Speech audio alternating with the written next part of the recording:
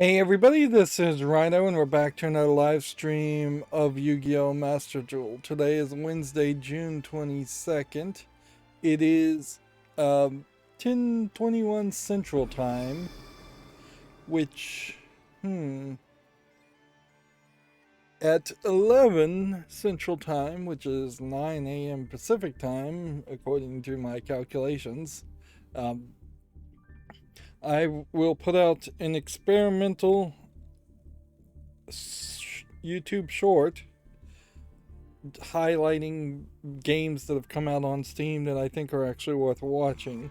Um, I talked about it on Monday and had the idea, and then over Tuesday I looked into how easy it would be to make a short, which it's relatively easy. It's not super automated to the point where you're just hitting one button. You're maybe hitting 5 or 6 buttons, but that's not terrible. You still have to schedule things. It still is a lot of scheduling. Plus, scheduling in particular will be weird if I try to use the macro because these games are going to be games I want to highlight that came out within relatively the last couple of weeks. So I don't want to get really far ahead and be highlighting games that came out um, like a month ago every day.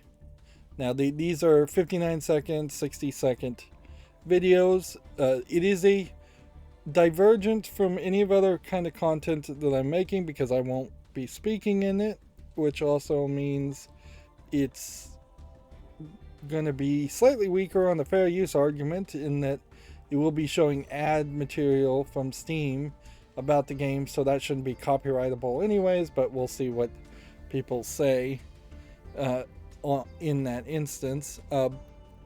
It'll be the same old music every day, and until I think of some better way to change the music. It's a little crazy to try to find different snippets of different uh, YouTube audio library songs that are not copyrighted, uh, but that also sound good or at least feel like they're in tone with it. But yeah, I'm stupidly hoping that this might be some new level of success. Uh, every 11 a.m. Central, some people might want to come back to my channel to see these YouTube shorts. Uh, it is definitely a different audience. They're not here for my criticism. They're not here for my gameplay. They're not going to be here for my voice even because it won't be there. Which I can't really blame too many people for not wanting to be on my channel for my voice because I don't think my voice personally is that good. But my words and my opinions, certainly that's not what this is. This is playing into YouTube's game of promoting YouTube shorts and hoping that maybe it can bring a different audience to at least subscribe to my channel. Like I've said for years now, if I could just get 1,000 subscribers, the rest of my content probably can handle itself as far as staying in the YouTube Partner Program and actually getting small amounts of income. Um, so if the YouTube Shorts led to that, that would be excellent. That would be absolutely great. And if it actually pushed some of a different kind of audience towards checking out some of my other content, that would be great too. So I'd ask anybody that is hearing my voice at the moment to check out the YouTube short. Inherently, I feel like the YouTube shorts also are kind of a trick as far as watch time, in that they can be up to 60 seconds long, but then they loop upon each other, and they don't, I think, really skip to another short. At least you watching it on YouTube Advanced, which YouTube Advanced is probably going to break in the next couple of months. They said it would as soon as there was a major update. But there's just like a potential, I feel, around these YouTube shorts that people are going to watch them and then it's just going to loop and play back 2 or 3 times. That is certainly the case whenever I've engaged, and I really haven't engaged that much with YouTube shorts, is that it just so quickly circles back and loops to replaying it that there's no way for it to jump to the next thing or move forward in like an autoplay situation. Speaking of the YouTube algorithm, I watched a video that had about 5,000 views, and then the YouTube autoplay then pushed me to something that it had wanted to get trending immediately that had about 10,000 views. And then in the next step of the autoplay in the algorithm, it pushed me to like Bo Burnham's special Inside that has like 1,000,000 views. So, I mean, it literally is like 3 steps before it just tries to funnel every single person to watch things they've probably already seen and watch the biggest things. And so it's no surprise, really, that small content creators struggle to succeed on YouTube. The algorithm is totally working against you. The first video I watched, which was something I actively chose to watch and clicked on, should have almost certainly led to watching more videos from that same creator until at the very least I had not seen until at the very least I had seen everything that creator had to make. I actively had to go back, find the creator, and watch his other videos to see that. And I kind of didn't hate the transition to the middleman creator that had about 10,000 views. But it then also didn't really stay on that creator in the transition, so it didn't really even help the mid-tier creator other than to get them 1 view. And certainly that should have been the suggestion after they had shown me the exact creator. Now, particularly for my channel, it would be very advantageous if somebody watched my video and then autoplay constantly pushed them towards watching just more of my videos, because I have a ton of videos. They would take probably years to watch everything I've made at this point.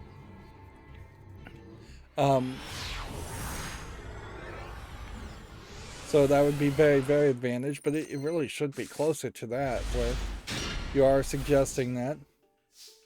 Autoplay probably should pop up 2 or 3 different options. And it doesn't.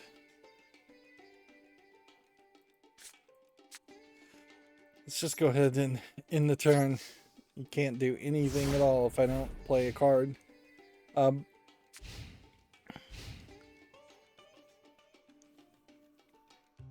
So yeah, the algorithm sucks. I'm fingers crossed hoping YouTube Shorts work.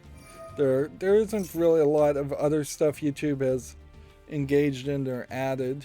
I want to do the corrections, and they talked about adding the corrections, but YouTube actually really sucks about saying, hey, we've added this feature, and then they really haven't added the feature.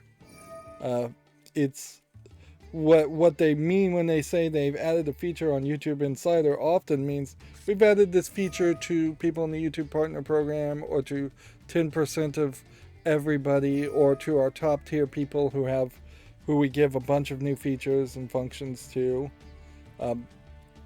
But yeah, it is just definitely not there on the one video I'd like to add a correction to. And the instructions on how to add it on their website says, oh, it should be right here, and it's not. So maybe 6 months to a year from now, corrections will start being a big thing. And as soon as I see other people using a weird looking YouTube corrections, at that point I'll know.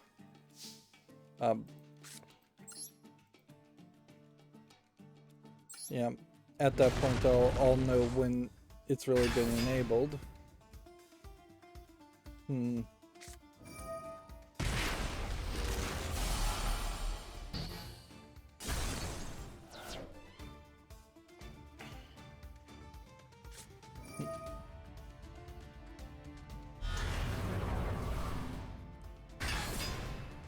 suppose it might have been better to have destroyed the cards first, then summon that character, since we really don't have anything else. As far as the rest of the accountability section, doing the YouTube Shorts and setting it up just in OBS and having a automated scene switcher macro set up to go exactly 60 seconds and record, and getting it all at a different resolution, that took a lot of time, and so I consider that mostly a successful day just around that. I did attempt to record Myst 4 and played the game for 2 hours and did not record the audio. I had messed up the audio settings. There's a hotkey lagging bug, and I know this definitely sounds like, oh, your video card's broken again, and it definitely felt like that might have been the case, but no, I honestly think that it is a case where OBS with Advanced Scene Switcher, or maybe just OBS, is creating a locking moment where it is trying to wait for a hotkey, so much so that it's lagging the rest of the it's lagging the rest of the computer, and to the point it's lagging the video card, the NVIDIA kernel video card. And part of the point there is that that was something that was like highly reproducible, whereas the random reboots of the trusted platform module bug was not that reproducible. So I updated Advanced Scene Switcher, and hopefully I fixed that, and hopefully there won't be any other problems. Because I'm using OBS via Steam, one hopes that Steam will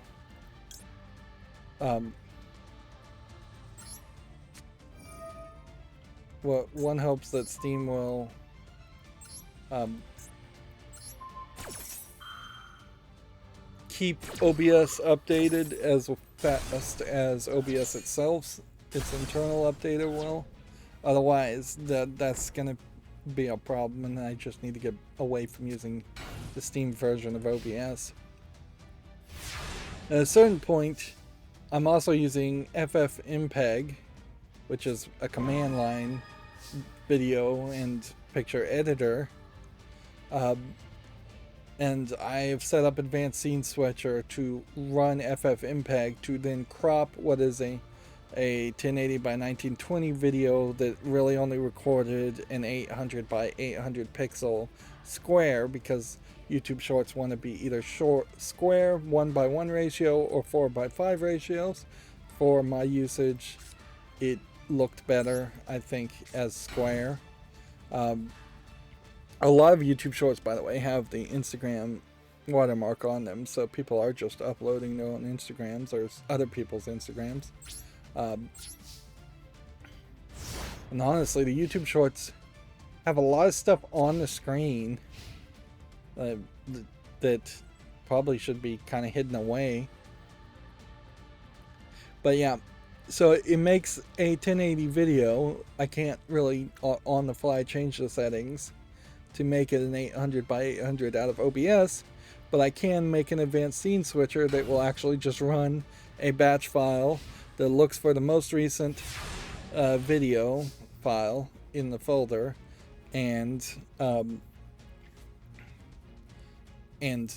converts that most recent one to an 800 by 800 square, 60 seconds. That's incredibly easy to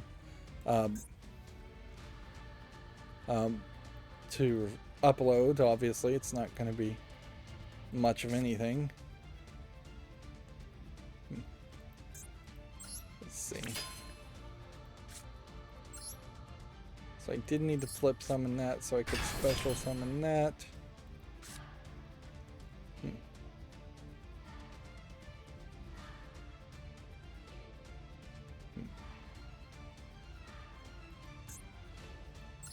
Then let's see what else we can fusion summon.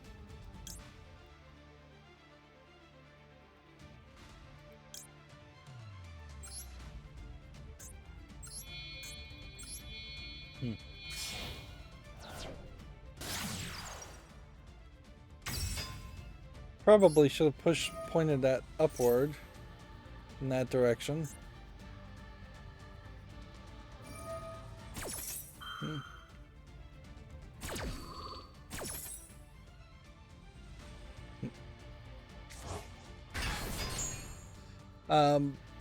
I lost my train of thought as far as what I was talking about. But yeah, I made a batch file that will crop the videos. So it took a little bit of setup, and it is more complicated than it really should be. There is no just by default press this button and make a YouTube short. There was a lot of talk when I was investigating it and just like seeing what people had to say about shorts, and mostly all the videos that have anything to say about shorts are a year ago or 4 months ago. So there's not even like in the past week a really successful new bit of insight from it. But yeah, there is no easy OBS button that just says to do that. Yeah, I'm talking around in circles here. There was a real emphasis that it's easy to make a short, but it really isn't. Like, it's actually kind of hard to make a good YouTube short, and I'm not going to claim that what I'm doing is good in any ways. No, it's automated, it's lazy, it's just quick and done. McDonald's burgers type mentality as far as my idea. But if you were going to get one that really succeeded, you're going to have a skit, you're going to have a script, you're going to have voice acting. You're probably going to have to take at least 5 or 6 takes minimum to get that 60 seconds. Any or ah or anything like that is going to have to be edited out. I suppose in a YouTube short, jump cuts are probably allowed a lot.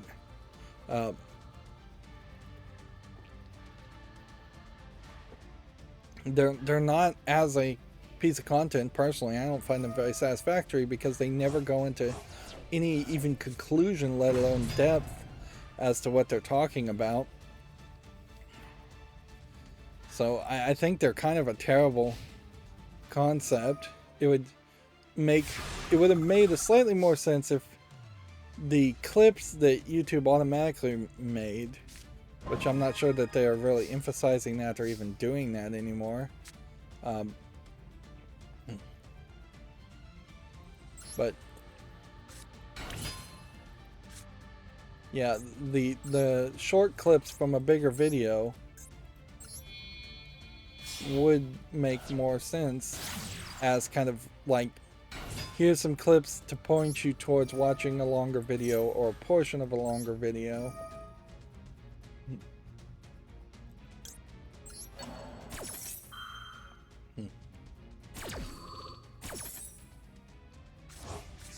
But yeah, I want this to succeed, and if it does succeed, it will just prove that I'm out of touch with the youth, which is pretty much all YouTube Shorts and Instagram and Facebook posts are all about. It's a heavy focus on a more ADD style youth.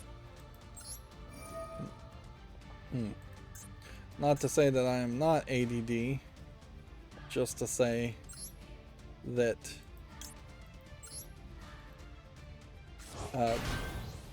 I don't think I bounce around quite as much as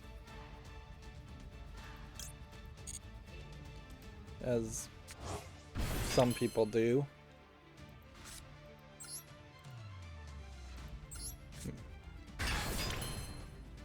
Okay.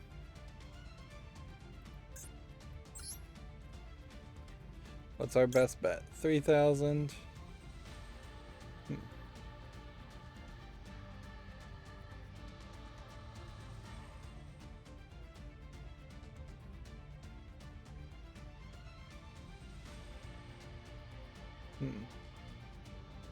Which way does this point?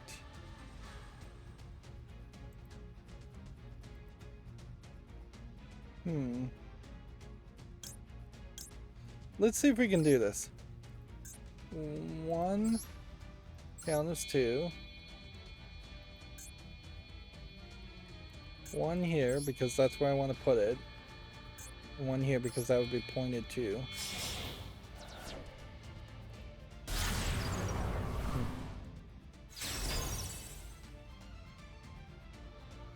3,800. You cannot summon set monsters from any extra monster zone this points to. Okay.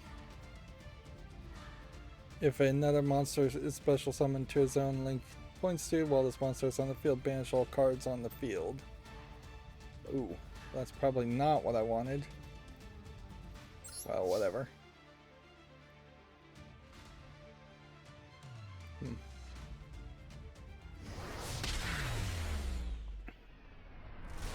We didn't have to get too deep into that. I just needed to win.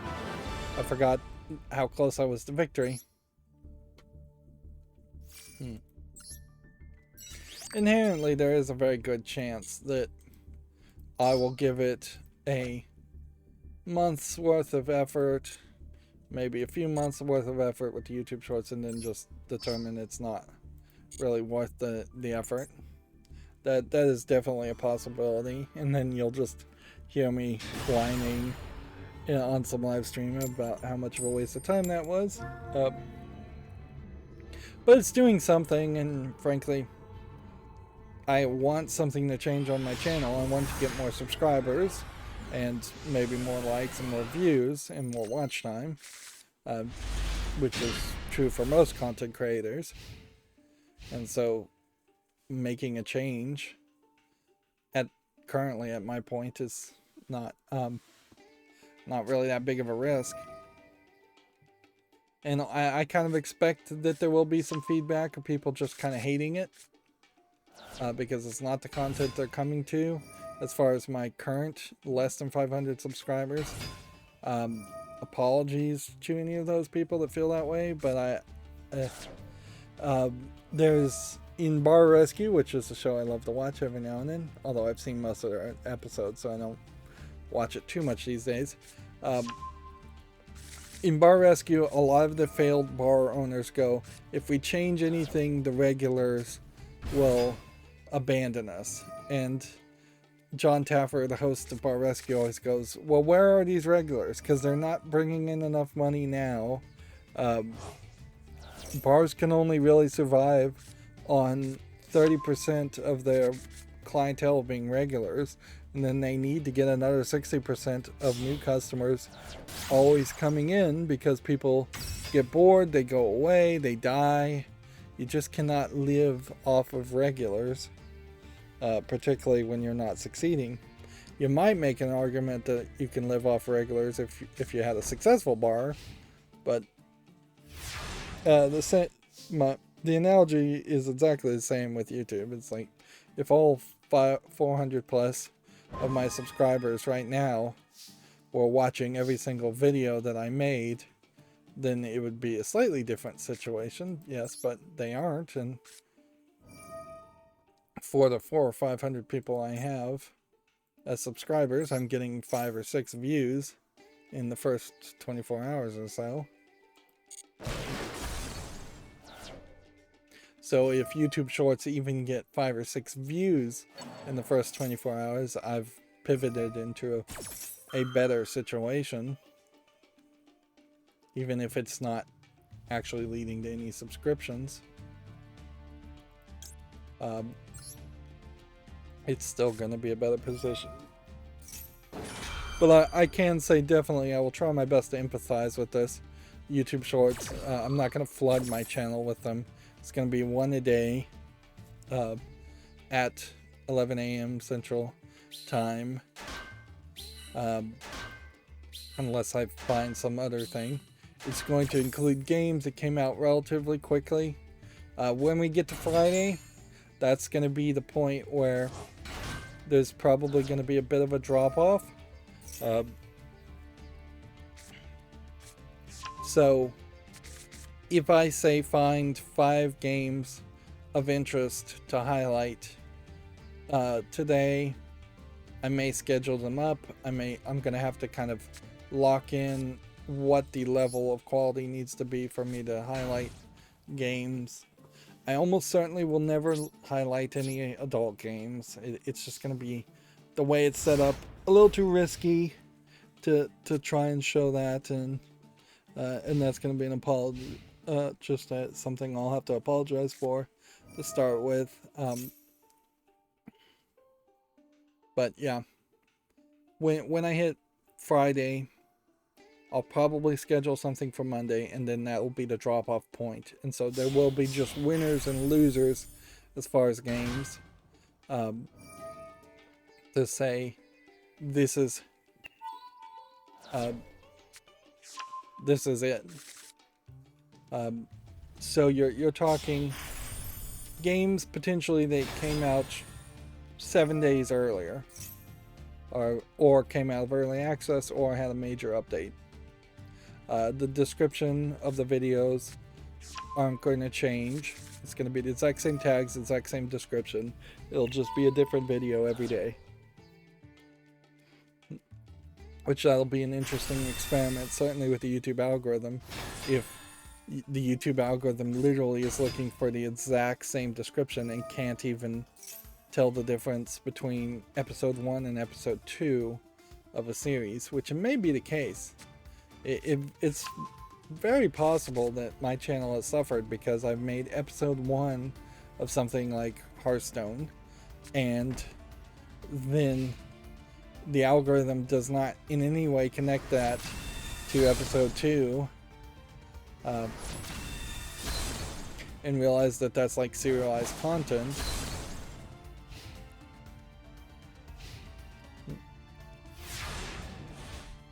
I wouldn't be surprised if the YouTube algorithm is actually that dumb.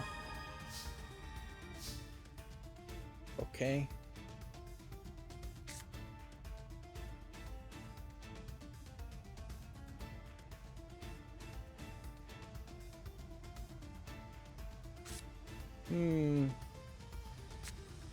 Let's see, if we flip summon this.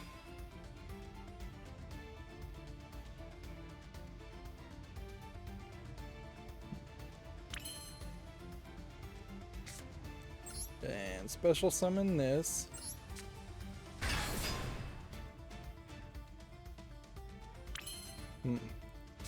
And summon this.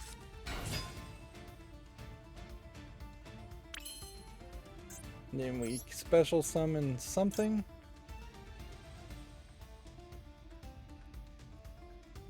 Can't be destroyed.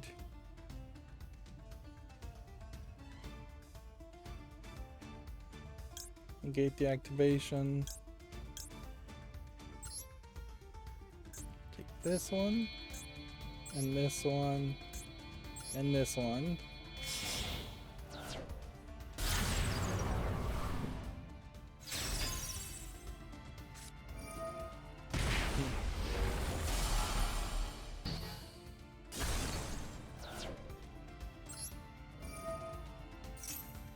Alright, well, effectively that has won the game for me.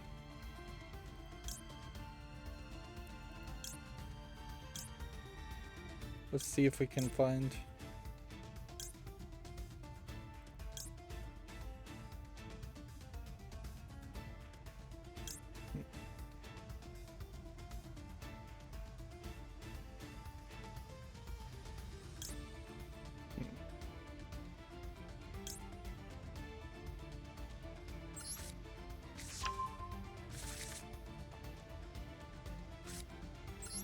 Well, I'm going to set one here, and I'm going to set one here.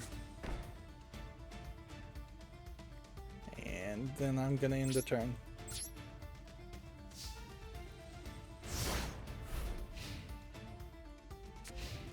And I'm just hoping that this isn't something that would counter this effect, because I'd love to counter this attack. And do 6,000 damage. But if he doesn't do 6,000 damage, and he does only 3,000 damage, then that would really suck.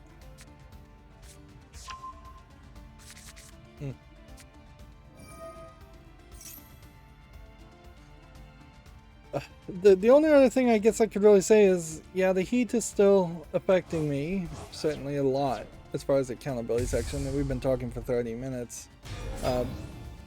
We should jump into the news. And Myst 4 is just kind of a very rough game with a definite different emphasis. Yisha, the daughter of Atris, is way more focused on as a character that's basically just been created and added.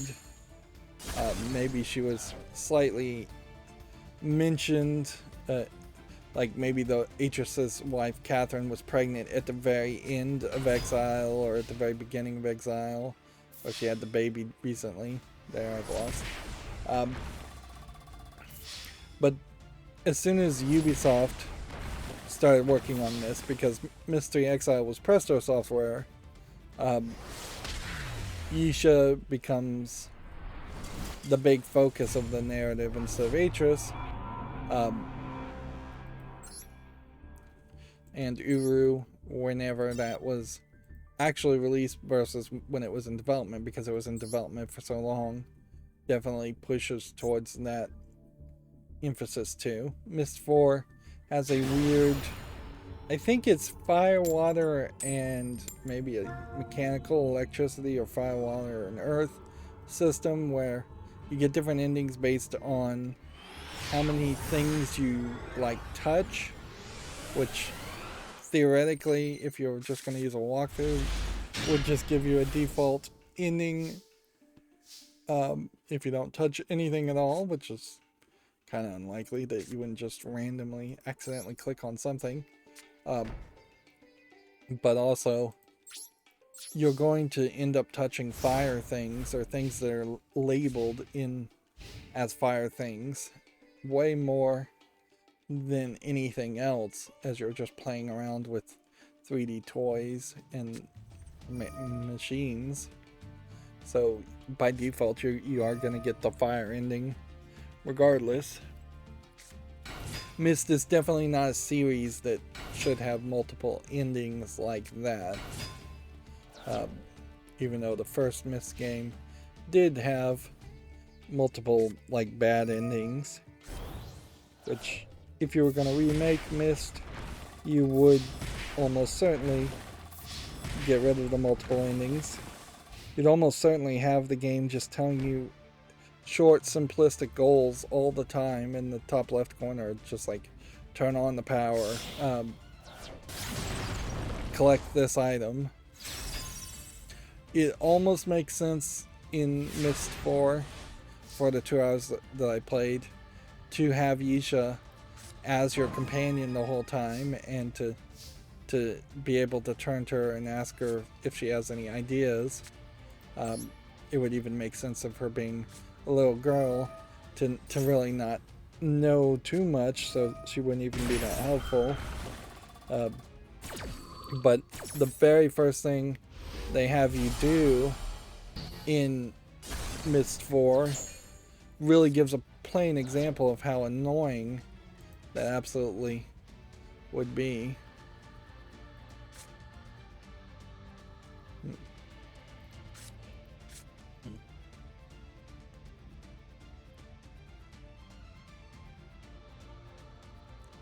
Okay. Summon this. Interesting. That would have had to have been on this, on the ground.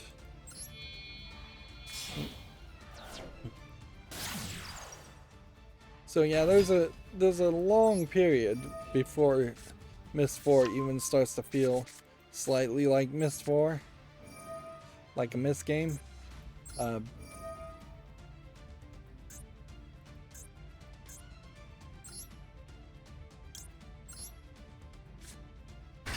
Which definitely creates a weird feeling.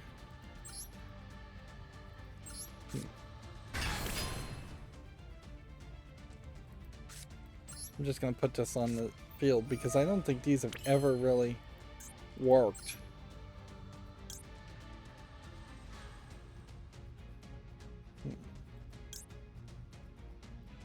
2,500 cannot be destroyed while being pointed at something else.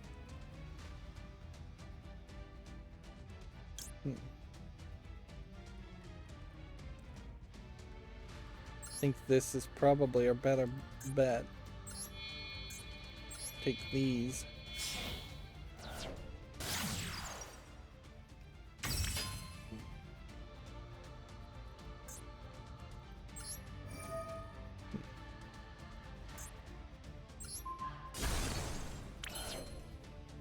That didn't work.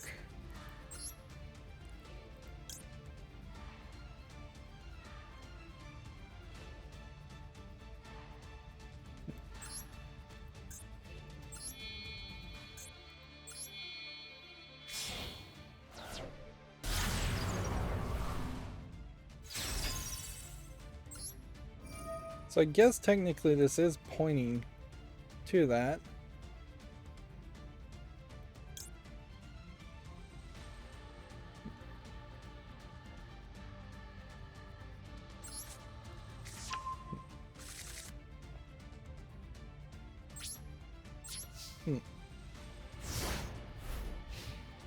Alright, well we need to start covering the news. We're already probably 20 minutes behind. I definitely am not really making a lot of progress in this festival. I keep trying to play it, and frankly I lose interest, I get distracted, I end up surrendering. I'm just not super energetic around it. We do have some time. We have 4 days, but I also wouldn't be surprised if maybe we'll settle at just getting all the gems we can and not really caring too much about getting legacy packs or the festival thing, because that's going to take a lot of extra work. And I'd like to frankly play Myst 4 more than even playing this festival. Also probably need to schedule videos and haven't gotten around that.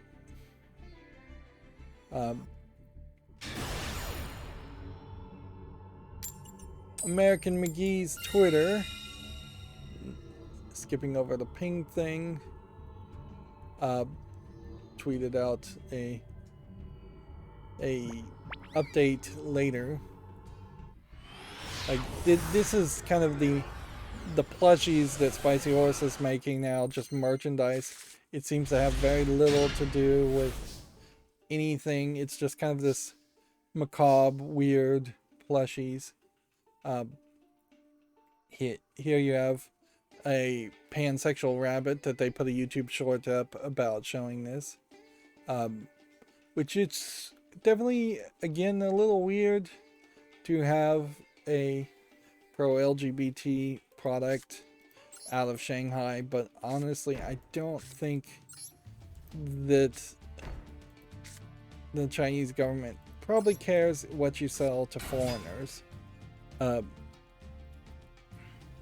so that I imagine there's probably a ton of pro-LGBT plus stuff made and sold in made in China and sold outside of China, and they don't care.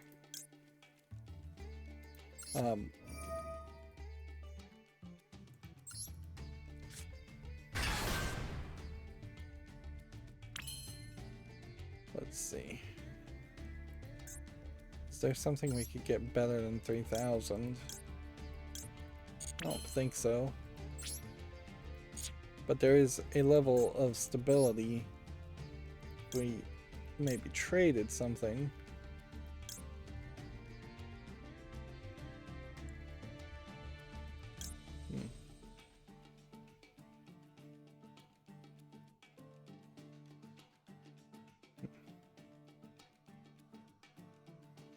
So I'm just going to take this, and this.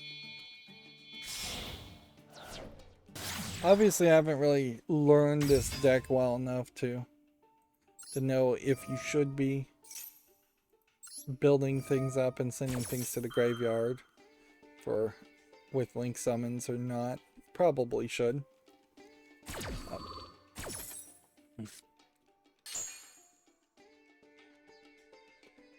But yeah, there's definitely a lot of retweets here. But the important thing as far as what was going on is that Alice Madness Return is back on Steam. Seems like the support is really terrible. Grim, their other game, isn't as of this post, and I haven't seen a newer post. And zero response from Steam support about any of this. Just Alice mysteriously reappears without a word.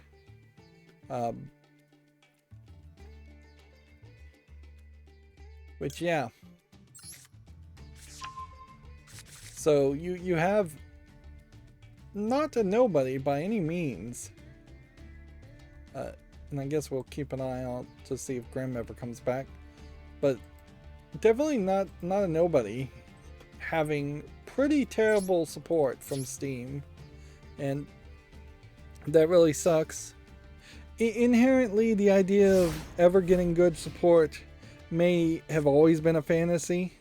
I do think perhaps in the 40s and the 20s there was a level of support and service you would get in other kinds of businesses, in particular. Like, you go to a restaurant in the 20s and 40s, you probably are treated fairly nicely if you're going to an expensive restaurant, but also if you're going to a cheap restaurant, your mileage probably varies quite a bit.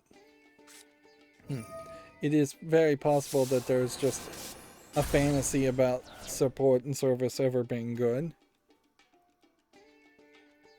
And yet, at a certain level, if you have slaves or servants and you're a king, you're going to get great support. But yeah, it does seem like in modern times they have destroyed support, or the idea of support, and it's financially profitable to give bad support. You can't really argue with Valve and tell them that they should spend 10 man hours on every single game that's listed on Steam. They probably should spend more time than they are at the moment, but with their Steam Direct system being almost completely automated and getting them just $100, they can't make the level of profit they would want to make if they didn't have to pay somebody at $10-20 an hour to spend 10 hours verifying a game or supporting a game. That is where that 30% sales price actually does have some level of legitimacy, is the fact that Steam is supposed to be supporting both the end users who are purchasing your game and the publishers who are publishing the game. It is also very possible that American McGee is just not in the loop. He didn't seem like he was in the loop when he allowed somebody to take down Alice Madness Returns, so maybe he's not having those conversations and he's just handed it off to somebody else at Spicy Horse to have those conversations. So it is very possible that Steam support has talked to somebody, just not him, and he just thinks nobody has talked to him. But it doesn't look good for Valve and Steam, certainly. Valve basically needs to bend over backwards to have no complaints about the Steam service, because there's very little they can do to create good feelings around Steam. People like Steam as much as they ever are going to like Steam. They could give away some free games, certainly, and that might make people happy for a while. They can make things cheaper. They could perhaps add a few features, but it's going to be a real struggle to add anything that people really would care about. Like, the only thing that's made people happy with Steam recently was the Steam Deck for the people who have gotten it, and that's a very small number of people. Steam machines failed miserably. Steam controller failed miserably. Half-Life Alyx people liked, but very few people had the VR goggles. So yeah, Valve comes from a very odd position in which the best thing they could do would be to release a new game of some sort to make people happy with Steam, instead of actually improving the Steam service, which there's not a ton that needs to be improved there. It needs to look a little bit more modernized, in my opinion, but and its recommendation engines can be improved, certainly, but it's really not too much more that Steam can do. Like, there's already an overage and a glut of games that most Steam users have. So, better organization, better pushing people towards playing games would be nice. The Xbox Game Pass also has sort of that problem in which there's a lot of games on the Xbox Game Pass, but there's, other than achievements, which are not really that good, there's a kind of lack of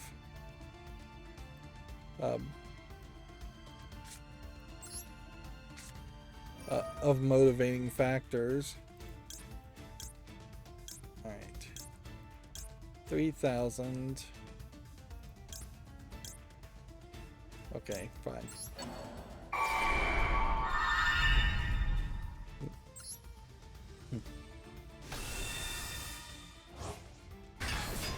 It's interesting in Yu-Gi-Oh! That Blue Eyes White Dragon is the like one card that occurs enough that you might have a fusion monster around Blue Eyes White Dragon anyways, even if you don't have it in your deck. But being limited to 15 extra cards, you can probably do better than that. Moving on, Gran Turismo's updates. We had already talked about this from Video Games Chronicles. Well, its next update will add 3 new cards, which includes the Escudo Pike's Peak. Xenoblade Chronicles 3 will be getting a Nintendo Direct. This is old in news. The Good Old Games Summer Sale has been updated with a new free game. The Sci-Fi Classic Flashback is the 4th of 5 titles being given away. Yep. Amazon Prime Day is, I believe, July 12th and 13th, so 2 days. They've pretty much now, since they did this last year, solidified that Prime Day is going to try to be before Black Friday. It is, for me, creating a weird situation where there's going to be a lot of months in it back to back where there's just a lot of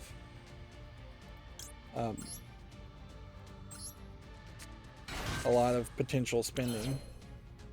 Although I said this last year and stuck to it to a certain amount, but probably not even as much as I'm gonna try and stick to it this year.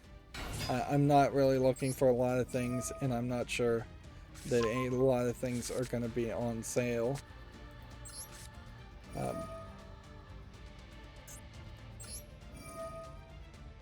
There's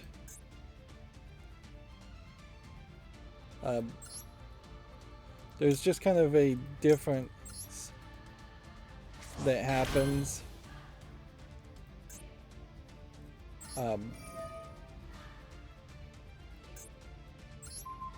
as far as if you need actual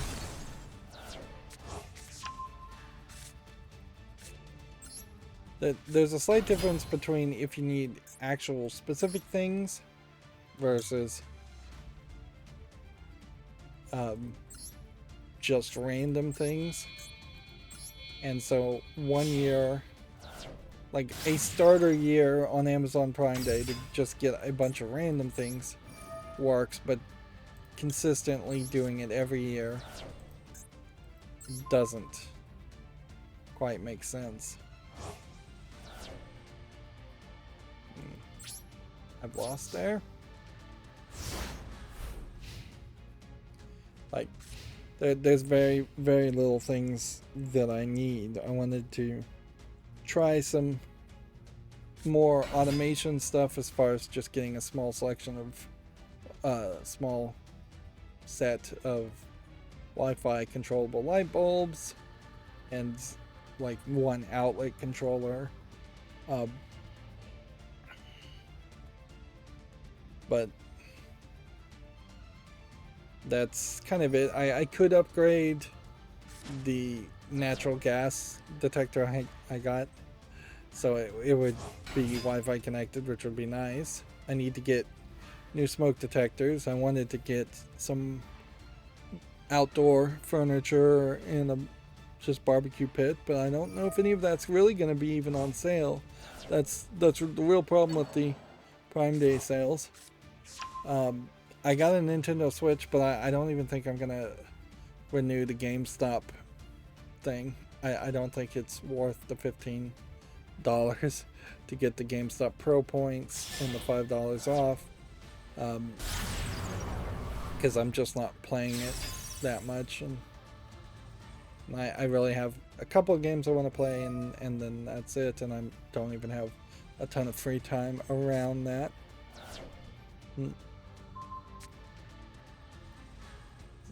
I do probably need to get a new phone, but I wonder if the part shortage will actually make cell phones not being on sale. And even at that, if I am going to get a new cell phone, I'm probably going to get last year's model, which is fine.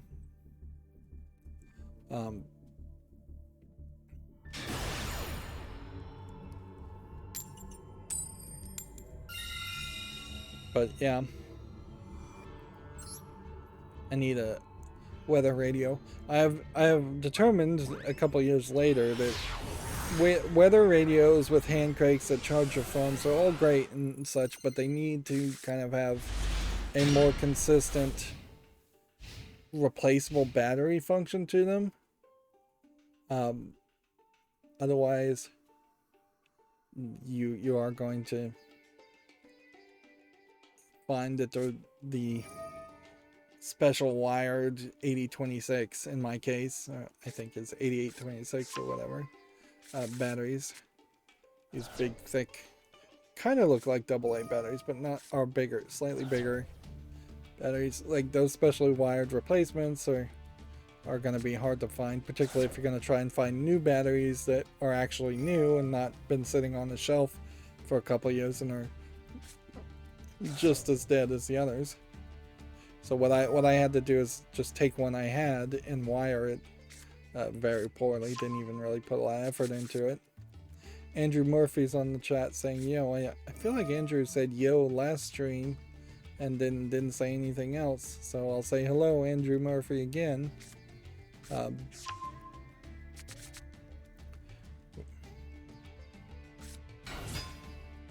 does say at the pinned message at the top, I will respond to comments in the video, and there is a 30-second delay.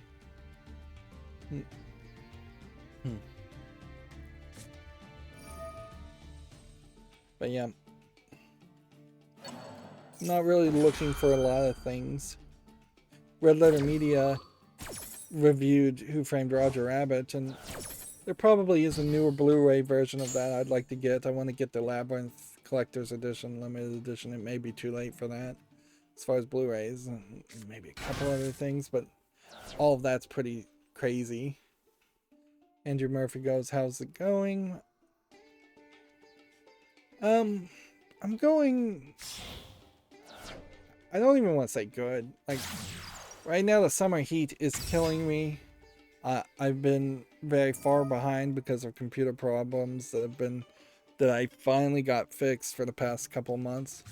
So I am cautiously optimistic at the YouTube short that should be on my channel now. being successful, and I'm looking forward towards that. But overall, I'm a little exhausted and have been for a while.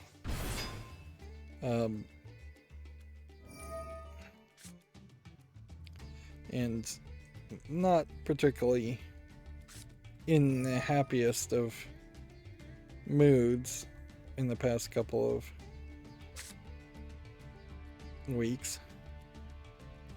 Okay, 17 minutes ago the YouTube short came out. It has one view that very possibly is just me checking out the video.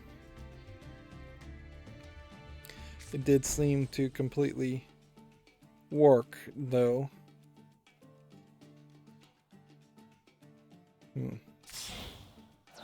The subtitles, since it is just playing music, is just subtitling music in brackets, which that works fairly well and keeps it off the main screen.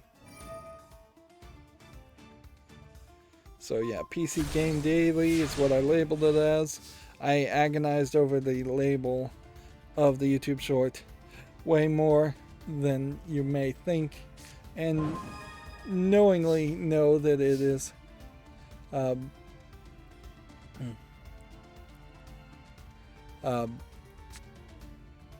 knowing that it could be a lot better. Andrew Murphy says, I myself am doing pretty good rocking out the gamma ray, whatever that is. I assume that's a musician. And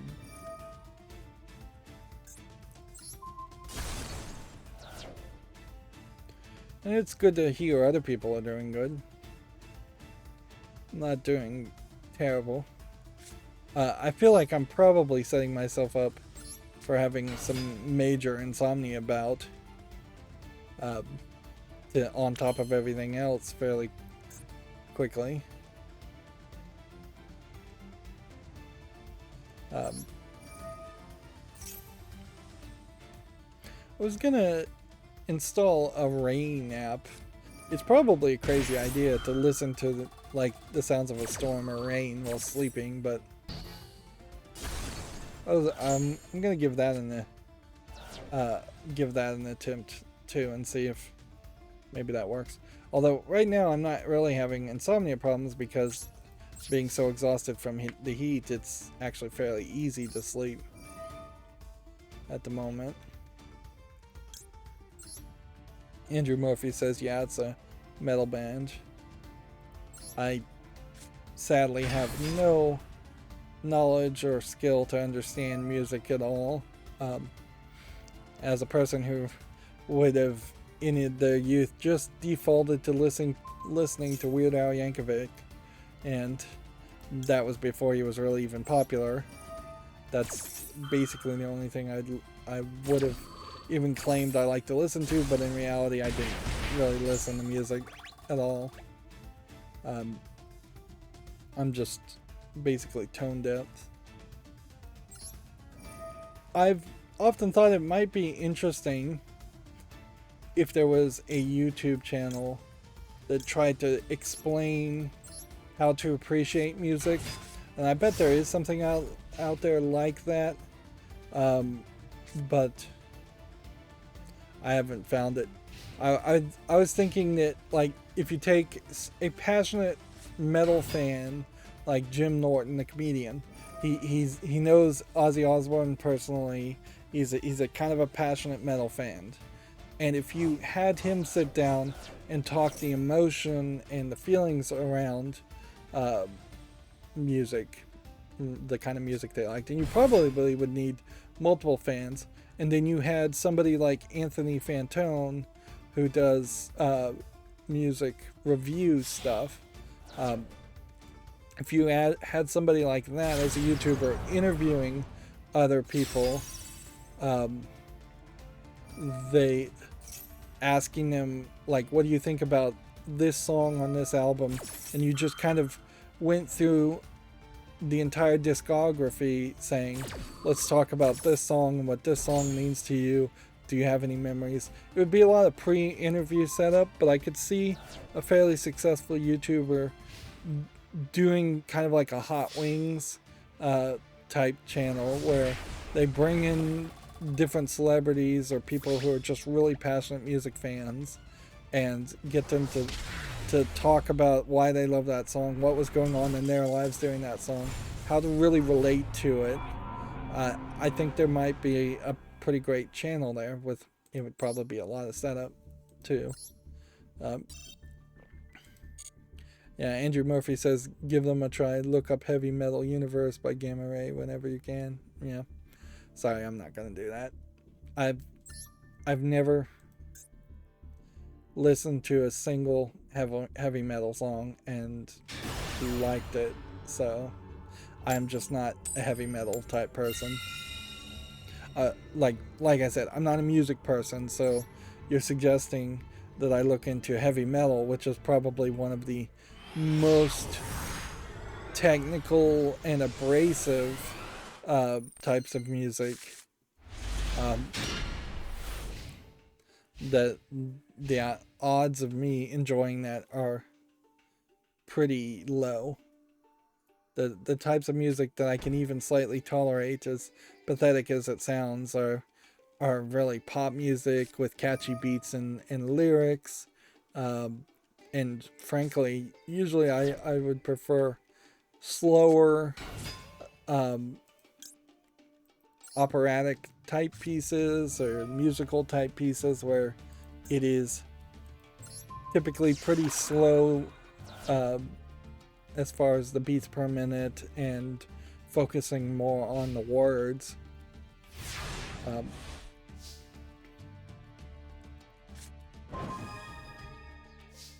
So yeah, appreciating the bass drums, the guitar, the elements like that. That's something I just don't. I can't even get my head around.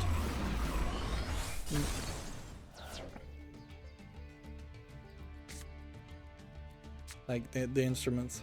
I never played an instrument or learned any instrument in school, for the slight exception of like maybe elementary school playing on a recorder. I probably didn't even play that well, and they probably just let me pass anyways. Like sheet reading and playing on the beat and playing with any kind of tone. Like I can't do any of that. I was fortunate enough to fairly quickly shift into programming classes and IT classes as electives instead of music. And it's, a lot of people won't agree with me, but honestly, I feel like a lot of the music, marching bands, stuff like that, probably should go away from all schools at all levels, because they're almost every other class, I think pretty much every other class in schools that are taught is leading towards something that might potentially be a career. But being in a marching band, there's nobody that needs to be in a marching band. Militaries don't have marching bands and flag guards to a high enough level that every school should be teaching people how to play in a marching band. And in the same way, athletics, at the very least, the athletics and football, like there's a potential there that you can play in a professional league or college league in football.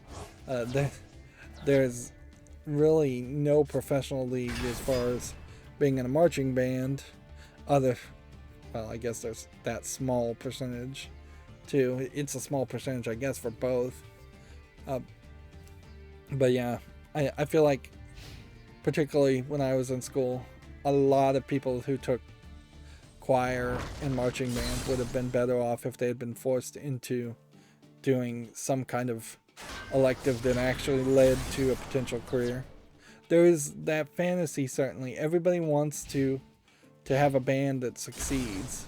And I suppose if society and people got away from that idea and they thought, oh, well, I'm just going to have this band that's just my group of friends playing every now and then when we can get together, that's fine. But when you become an adult, that's not really what happens. It's not bands in garages playing for each other and nobody else. It's moving up to a bar band, and it's attempting to actually have some level of success. And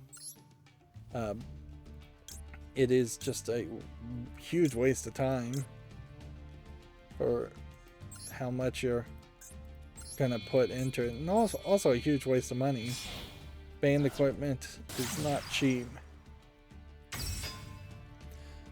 And certainly I have some cynicism around the production studios. If the production studios didn't exist, and this is probably why I don't talk about music, is that what I'm saying is probably just enraging people who want to be in bands or listen to bands to no end. But yeah, if the studio system didn't exist, if they didn't have these predatory contracts where you potentially are going to make 22 albums for them before that all have to sell using fake Hollywood math, so that you would never get a residual or any money off of it at all.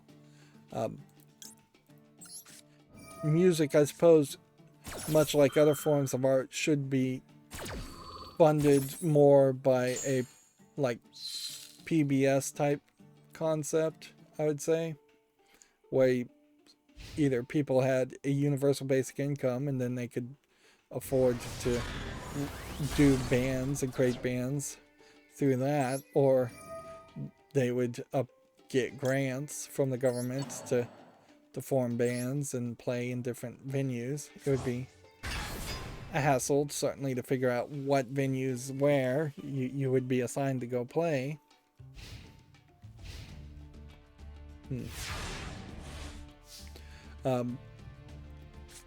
I said previously that I'm a huge fan of Bar Rescue. One of the things that's very obvious in the Bar Rescue remodels of all these failed or failing bars is that none of them really succeed or even get that much attendance from concerts and bands.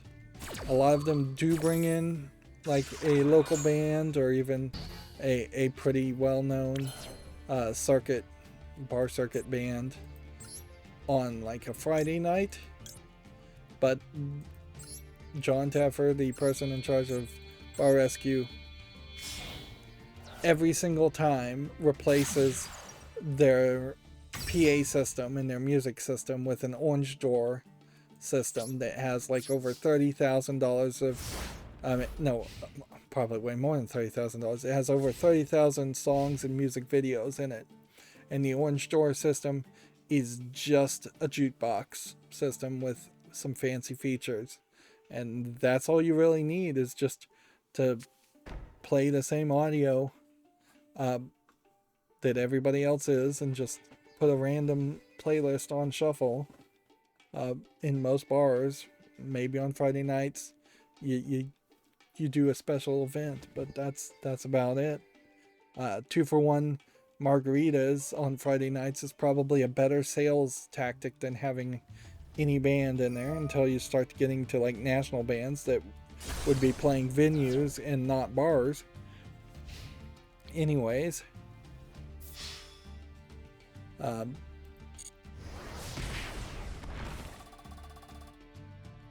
certainly when you get away from bars, there's bars and stadium venues. There's not a lot of other places that need live bands.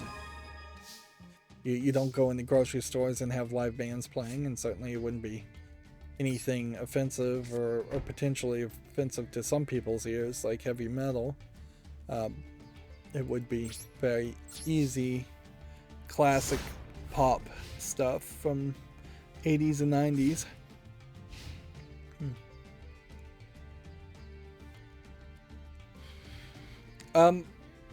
There was a video game story here, to get back to video games, because I'm desperately falling behind as far as covering the news, so I need to pivot away from this topic.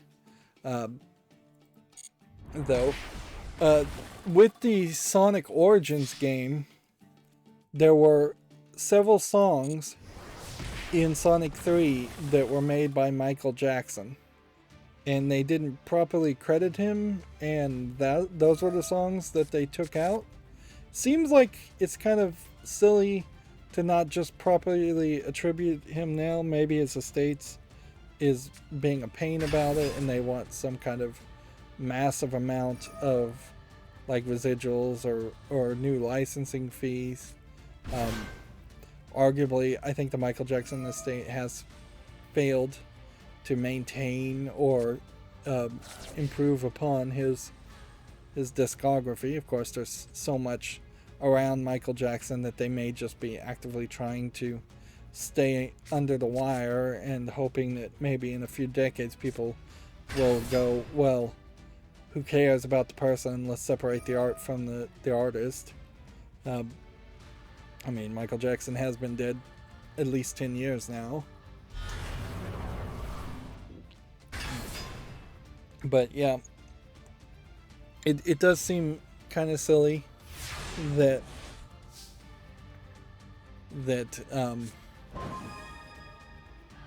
they wouldn't have fixed that and just been able to bring those songs over and reattribute them and apologize. Maybe the Japanese feel like that would lead to controversy, and it probably would. I wouldn't be surprised if there is a contingent of people that would love to write clickbait articles around Michael Jackson music being used once again in a re-release. Michael Jackson also did the music, allegedly he did the music and all the programming for the Moonraker video game. That's not true, of course, but he was the only one that he allowed Nintendo to thank or credit in the Moonraker game. That's the Moonraker NES game. Probably is. I think it's an NES game, maybe a Super NES game. That may be one of the last instances of just horrific lack of crediting as far as game developers are concerned, or game credits are concerned. But yeah, that's one of several stories that I've gotten more information about after the fact and after talking about it. I continuously am falling behind as far as looking at video game news here. Like, when I am going through these, I am just looking into headlines. I'm not getting into the deep part of the articles and reading this. So there have been a couple stories I've seen where I've come off looking like a uninformed idiot, because I am an uninformed idiot, because I just read the headlines and that was it. Like, here, Destiny 2 cheater creator agrees to pay Bungie $13.5 million in damages. There might be something more to understand in the story, certainly if I read all this, but I don't have time. It's not even really a matter of interest. A lot of these articles are uninteresting, certainly, but a lot of them, I would say, are interesting enough that I would want to have more information about it. Video Games Chronicle says, here's a leaked Warzone mobile gameplay video showing off a full match. Is that really what this video is? Because Video Games Chronicle is kind of bad about actually linking to the videos. I don't know if that's because of my ad blocking or what.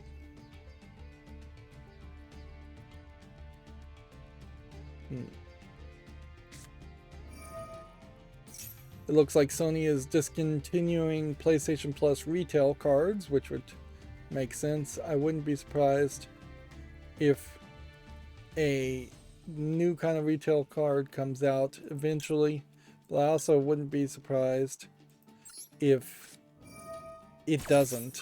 Um, we are probably past an era where gift cards make a lot of sense. Gift cards actually never really made a lot of sense. They were very scammy. And the US government has made some small changes as far as being able to cash out the extra pennies on a gift card, or gift cards not being able to expire after a year, because before those points it was just a complete scam. You'd lose the gift card or you couldn't get the full amount out. Still, it's a ridiculous hassle to use gift cards when it's the exact same technology as any other bank card or credit card, and yet they find ways to make it more complicated.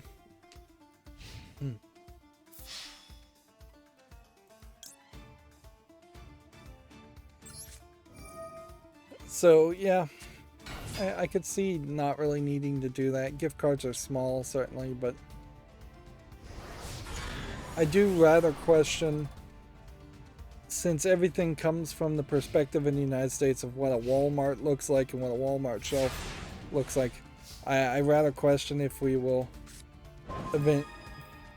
eventually start to see fewer and fewer, well, we already see quite a few, very few games on shelves, video games on shelves.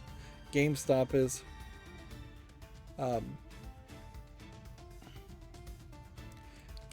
about the only place that actively has a lot of boxes, even though they're mostly empty boxes on its shelf.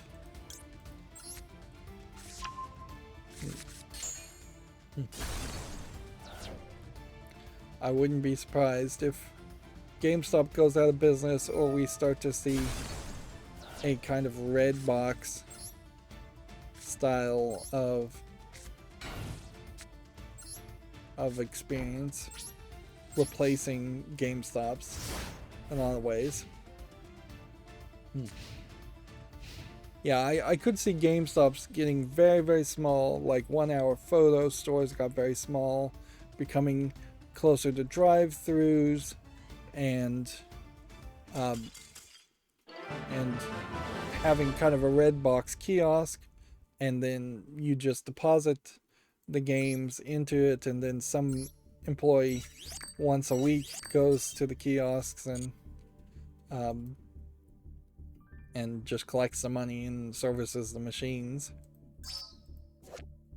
That doesn't create a place where you can hang out, which is what GameStop tries to succeed on, certainly. Is to have very young kids go and hang out at GameStop and play some demo games, and then convince their parents to buy them consoles and video games that the parents didn't really plan on buying in the first place.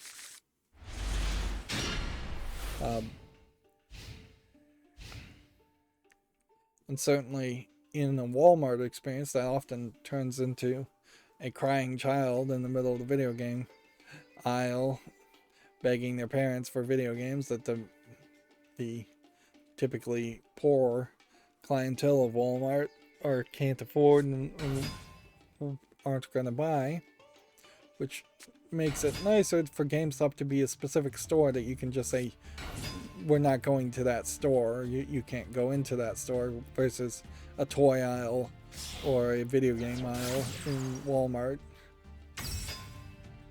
And that's why you've also seen some slight increases in Walmarts that aren't super centers that only sell groceries and that the type of household items you would need, like toilet paper, but they don't have as much of a selection, and they're not trying to sell toys, video games, workout equipment, hardware, gardening stuff. None of that is in the smaller Walmart.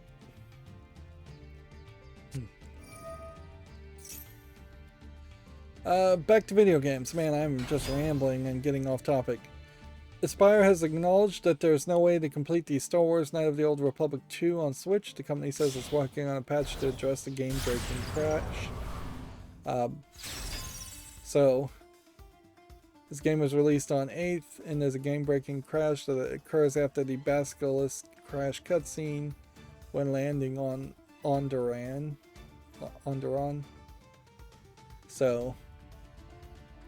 So much for the Nintendo seal of approval, I suppose, and just actual testing. Yeah, testing and quality control on video games, I think, is getting worse and worse. It's probably getting worse and worse everywhere, but it's pretty bad. It's not like Knights of the Old Republic 2 is a new game that they had plenty of time to work on it and release it as a finished product and in a working product. I don't even think they probably rushed it to release it on May the 4th, which would be May the 4th be with you day, which they really haven't done anything around that made up holiday in the past couple of years. Let's see. A Video Games Chronicle says a YouTuber builds the world's first PS5 Slim console, which is weird because I thought the discless version of the PS5 was called the Slim, although what he's made definitely looks a lot slimmer. I saw this, it's less than 2 centimeters thick, which arguably that might intrigue the Japanese audience that don't have a lot of shelf space, but I don't think it quite does, because it's probably way too long still. When you look at the size of the controller and it's 2 1/4 lengths of a controller, that's really long. So if you were to put this flat in a bookshelf, it would still take up too much space, and if you were to turn it vertically, I'm not sure it can be, that would probably take up too much space. It definitely feels like he's put a ridiculous amount of copper. So if this is actually copper as a heat sink, I would suspect he spent way more making that versus plastic. Yeah, it's a custom copper water block and water channeling system. The copper sheets used to construct the console came in at $240 just for the copper sheets. So yeah, it really is a no-duh that you always shouldn't also trust YouTubers when they say anything costs anything, because half the time those numbers are made up, it feels like.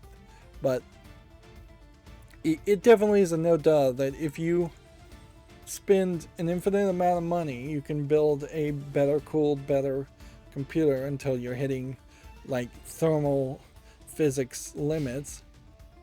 And that is why you have NASA projects that really look like they could be done for about $1.50 and cost $1 million, is because they are just doing things at a very high level of quality or redundancy, often in NASA projects. And that's really just another example of a YouTuber getting into extreme cooling. You could probably have made it even smaller if you had liquid cooling.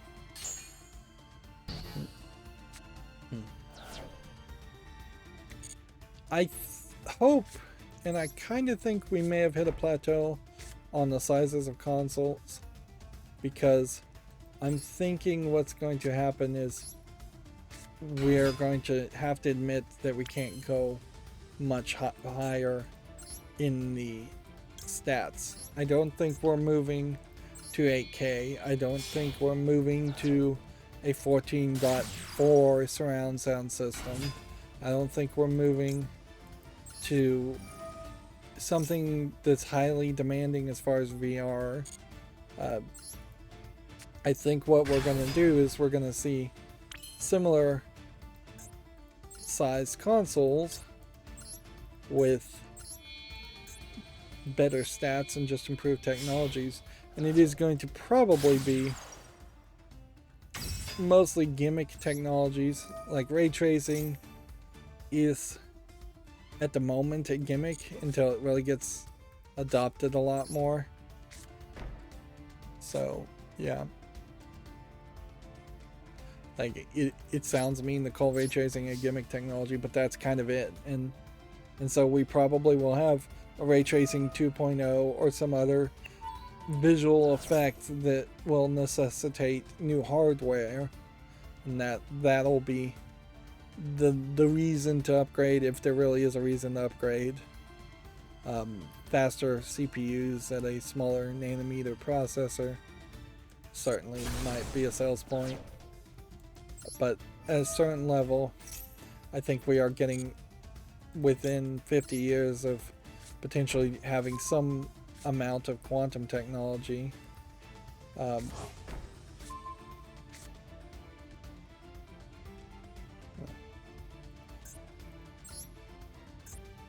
And embracing some small level of quantum technology will be a major change.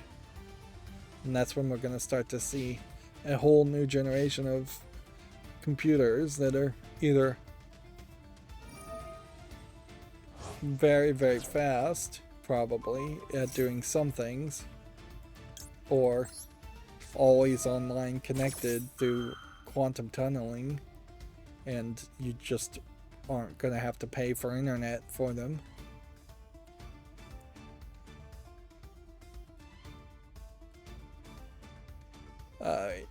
Skiing back to what's happening now instead of near future speculation, sci-fi speculation. Video Games Chronicle says Tony Hawk said that Activision scrapped a 3+4 remake following the Vicarious Visions merger. The veteran developer was officially folded into Blizzard earlier this year.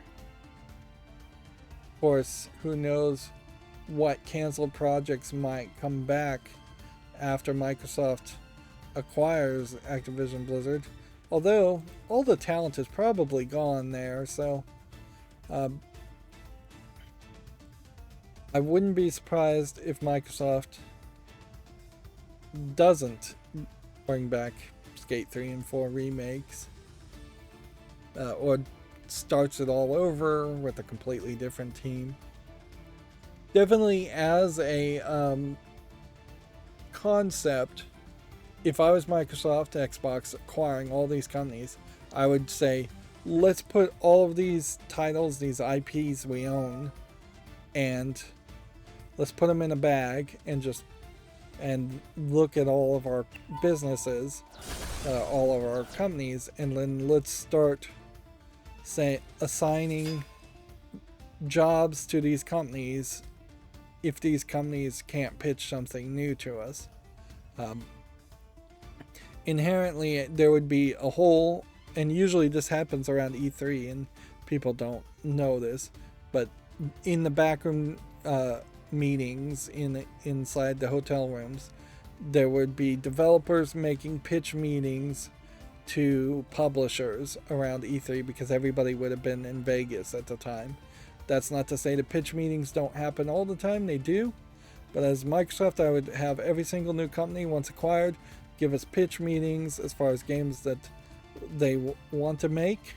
And then I would have in the back of my mind IPs that Microsoft owns now. And I would say, this pitch is either good enough that we should make a new game, or this pitch is not that good, or you just have no idea what you want to do. And I've seen what you've done in the past, so I'm going to assign you a different game. And in that way, I could see Tony Hawk Skate potentially being handed over to a different company. I don't know who, off the top of my head. And you don't have to have it be done in-house. I could see Tony Hawk Skate being sold to EA or some other company, just just telling them, develop this game for us. Yeah, at a certain level, it might even make sense for Microsoft to take pitches from other developers, third-party developers, who are interested in making a Tony Hawk Skate 3 and 4 versus teams that aren't interested in that. A lot of it boils down to just relationships. Moving on. Video Games Chronicle says the Super Mario movie producer says that Chris Pratt's criticism will evaporate when people hear him. Chris Meldendry also noted that the movie is 3/4 done. I believe, I haven't been following this as much, there's a lot of concern that his voice acting is going to make him sound like Chris Pratt and not Mario, which I feel like is probably unfair because there's probably a decent number of actors / voice actors that can do a Mario. It's-a me, Mario is not really that hard of a voice, and I'm not sure how much Mario will even really talk in this animated film. He hasn't been a real chatterbox in any of his previous occurrences. It is almost certainly stunt casting to hire Chris Pratt when you could have gotten other voice actors cheaper. And it will be fairly pathetic, I will say, if it turns out that Chris Pratt magically gets turned into Mario and sucked into a Mario game, and he's not even doing a Mario voice throughout the process. That would be pretty pathetic.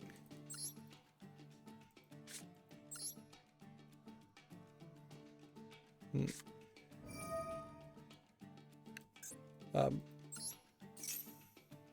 honestly, I would say just do a wait and see as far as the Mario movie. It almost certainly will be fine for the kids that it's supposed to target. It may, if it's bad, Nintendo will just not make another movie for another Mario movie for decades, and if it's good, they'll probably make like one Mario movie every couple of years, which is fine. I don't think movies are really coming back as a concept, and we'll probably start to see more video game direct to Netflix type services happen as more streaming services become more competitive. We may see a lot more direct to streaming offerings for cartoons and kid-friendly entertainment, which we've already seen a lot of that already happen. I don't anticipate that we're going to start seeing cartoons playing before full-length movies like in the old days or anything along that level, or that we're going to see more movie theaters opened up to a wider variety of movies or for a wider variety of age groups. I imagine it is definitely going to be more of a case where Marvel and Disney movies get all the theater space and get released in theaters, and everything else is going to be a second afterthought.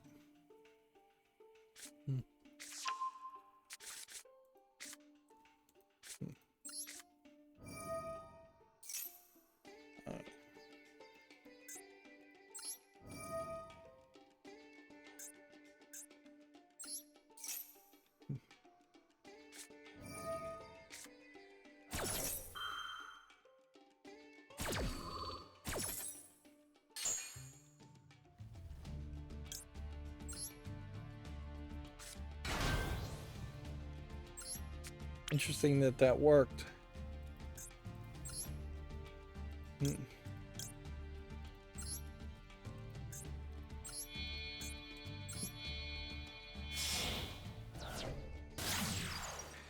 I will say Yu-Gi-Oh! Master Duel is getting kind of confusing because sometimes things are just happening and I don't know why things are happening. Like, sometimes we'll play some effect, or somebody will play an effect where they're getting to draw a card every time I play a card, and I just don't know why that's happening. Or you'll try to counter something and it won't counter when you think it should. Moving on back to video game news, Microsoft has confirmed a shortage of Xbox controllers, which, yeah, that sucks. I don't think I need a new controller right now. It would be nice if I could get one cheap. It'd be nice if I could step up to a higher level quality controller, but I'm already at like the best level before you get to the very expensive pro level controllers.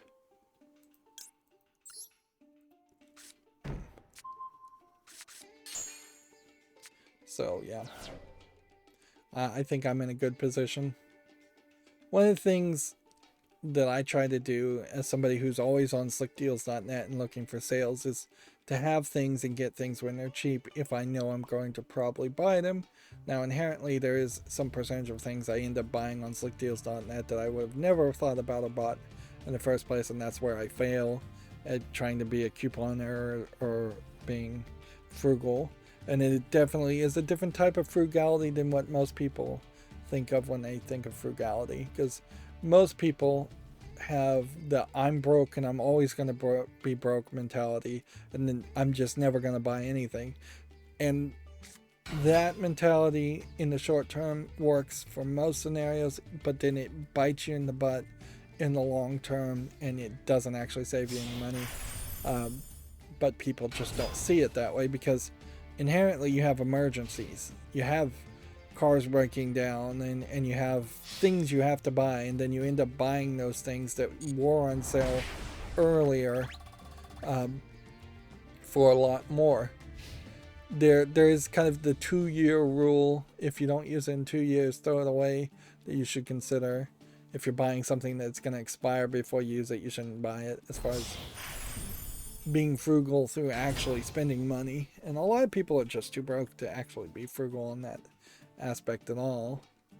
And I understand that, certainly, but yeah, there is also a square footage rule to consider. Like, if you're paying for a mortgage, which most people are, or renting an apartment, then for every square foot you're paying a certain dollar amount that you can calculate for having that square footage. So if you buy something and then you have to store it, and it's taking up, say, 1 square foot or 2 square feet or 10 square feet, every month you're paying to store that item before you actually need it. In most people's cases, that's not something that you need to consider too much of, though, because you usually have a ridiculous amount of free space. But yeah, there's a danger of over prepping and having things for emergencies that will never happen, or that will happen so infrequently that it's not worth preparing for it.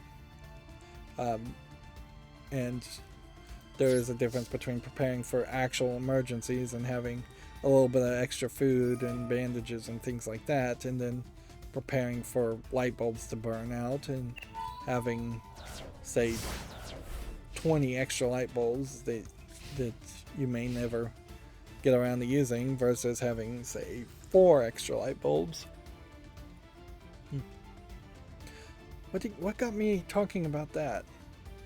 I don't even remember. I am just rambling today. I do that too much on these live streams. Dice's new boss says it has no time, is the quote here, for a Mirror's Edge style projects. Quote, "We are focusing only on Battlefield." Rebecca Kutaz has given her first interview since joining the company. I mean, she's probably touting the party line quite a bit there. I mean, certainly seems like that's the way DICE has been doing their business, and EA, I think, has been doing their business. Mirror's Edge Catalyst, as a reboot of Mirror's Edge, I did not enjoy, and I think they lost the plot by trying to make it an open world game that they really wanted you to play it way more than it was worth being played, instead of being a narrative linear experience.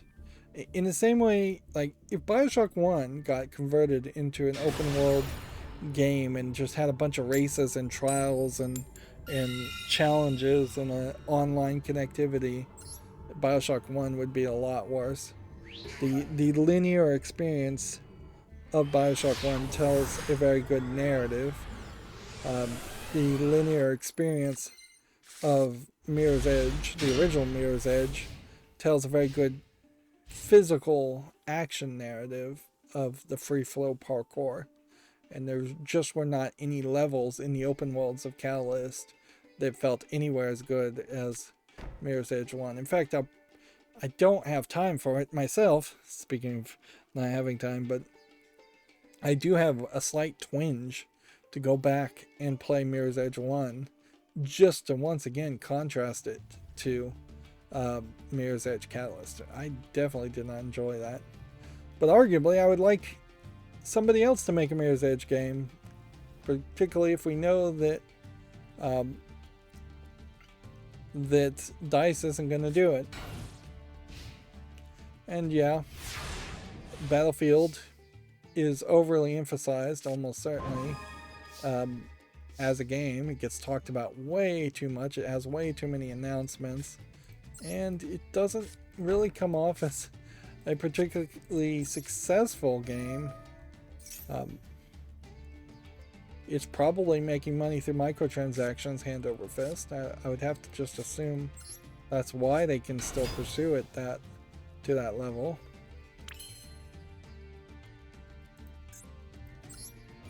Let's see.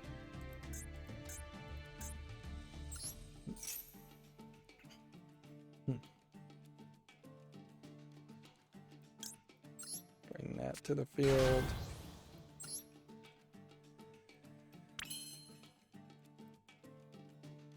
Is this a quick play spell?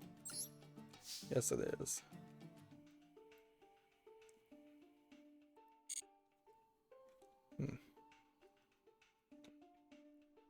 But yeah, I definitely wouldn't expect any new Mirror's Edge game. Definitely it should be something somebody else tries. Anyways, particularly with ray tracing now being a thing, like it would make a lot of sense to try to make something like Mirror's Edge in a different universe with a different story, but still has that parkour kind of cyberpunk feel to it. CD Projekt Red probably would have done fairly well if they tried to make a cyberpunk more like Mirror's Edge and it was just running and parkouring. I could even see like the Deus Ex people making a Deus Ex game that was more running and parkouring instead.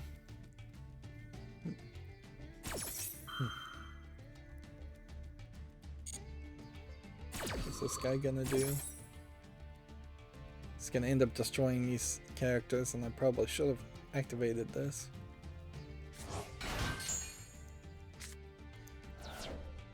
Right.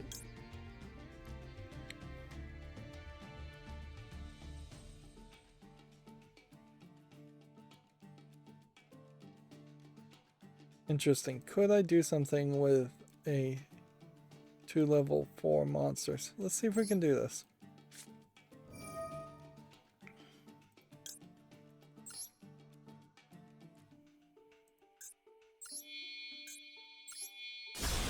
I was gonna try and sacrifice these 2 monsters.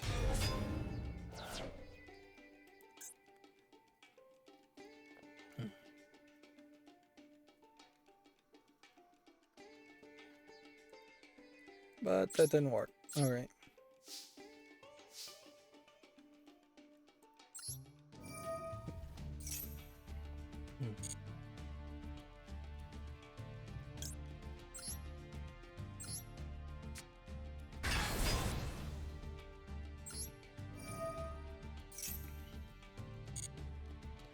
What I'm thinking may happen here is that this one may just, at the end phase, disappear.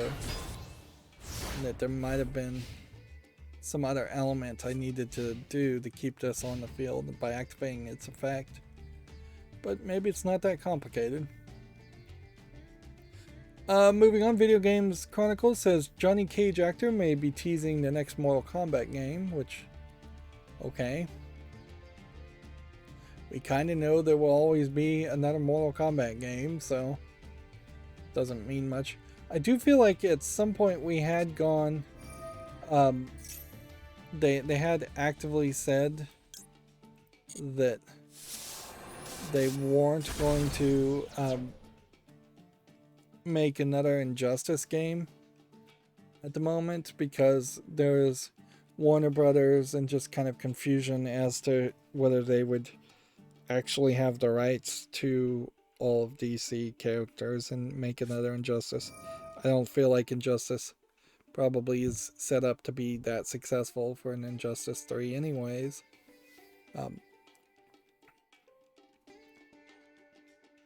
Let's see. Video Games Chronicle says Fall Guys is suffering online problems as the game goes free to play. The game debuts on the Switch, Xbox, and Epic Game Store as the Steam version was pulled from sale. So it was quite the shift there. Personally, I don't care about Fall Guys, and I'm not sure that many people are still into Fall Guys as a concept. But it is weird for something to cost money, then to go free to play, and still not be on the same platform it was before. And that almost feels like that is a weird Epic game exclusivity that is actively targeting one platform in the form of Steam. And if it is, if they could prove that, then that would be a monopolistic action. Certainly. That would be actively antitrust to say that the Epic Games Store negotiated for Fall Guys to be on the Epic Games Store exclusively on PC, but then also allowed it to be on Xbox and PlayStation or Switch. I think it was Xbox and Switch. I already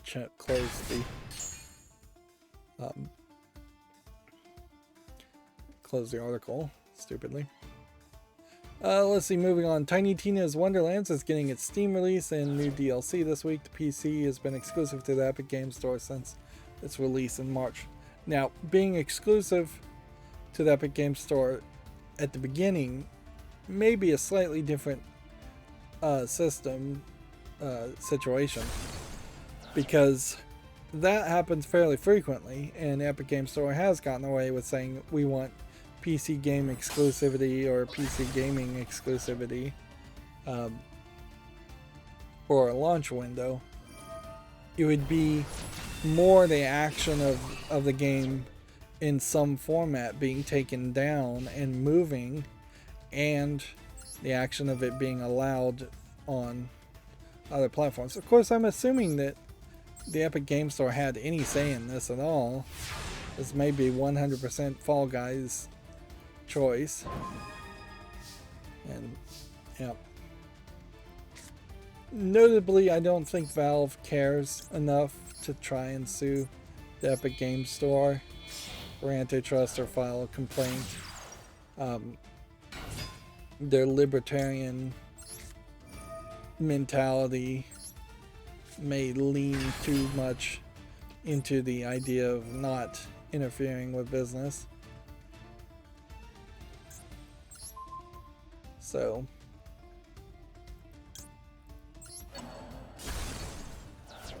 they may very much intentionally just wait until either the Epic Games Store does something extreme or does something extreme multiple times before they potentially would complain. Specifically talking about Tiny Tina's Wonderlands, yeah, I imagine eventually I would get around to playing it, but I still have the Borderlands pre-sequel to play and Borderlands 3, and there's just no real motivation to move quickly through that series. Take my time and enjoy it. Tiny Tina's spin-off, Making It Fantasy, doesn't really change a lot for me. At least I don't think it does. Maybe I would really hate it. It's possible. But I might also really love it. Moving on, Call of Duty is teasing a Terminator crossover for Vanguard and Warzone. Here they say they'll be back.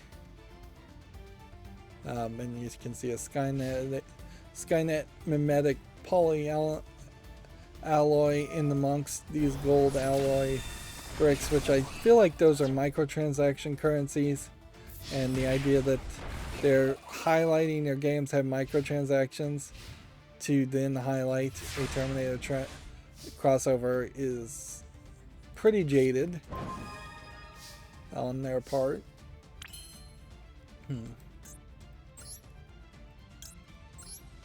Let's see what this does. That brings back that.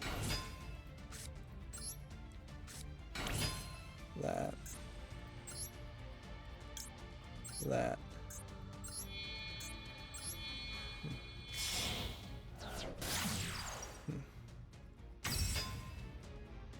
Yeah, and that's all that could do.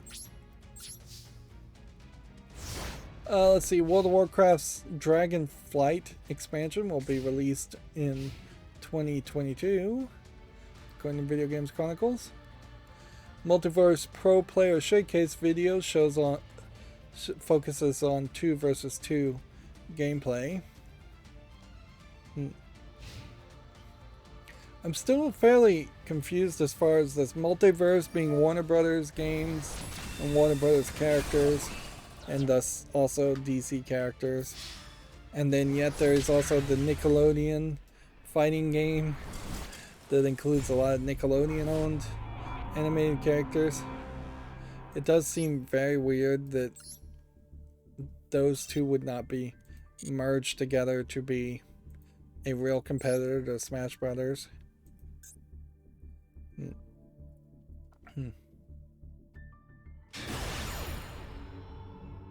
Multiverses, yeah, it's actually the name of it, Multiverses, probably won't have any impact until it actually comes out and we start to see how many kids are interested in even playing that. I'm not even sure kids are interested in playing Smash Brothers these days, and fighting game aficionados want to play the older versions of Smash Brothers, not the newer versions, or they want to play other kinds of fighting games. PlayStation is the latest company to confirm it won't be attending Gamescom. So far, only a handful of publishers have publicly confirmed they'll attend the German Expo. We may very quickly see that Gamescom falls to the wayside, in part because E3 proved that you don't really need an E3, so a German E3 isn't really that necessary. The other problem certainly is with the Russia invasion of Ukraine still going on, and that war going on. There's not a lot of safety in general, in Europe. Sure, Germany is not super close to Kiev, but there is just fear, I imagine, and fear will probably limit how many people really want to go in that direction. PlayStation, Japanese companies from, for instance, either have to fly over Russia or over China to get to Germany, or they have to go all the other way around the world. And so you may see that there's just a lot of Japanese companies that maybe wanted to go to Gamescom that say, nope, we're not flying in those air zones. We're not going that direction. And it's too expensive to fly all the way around the other way.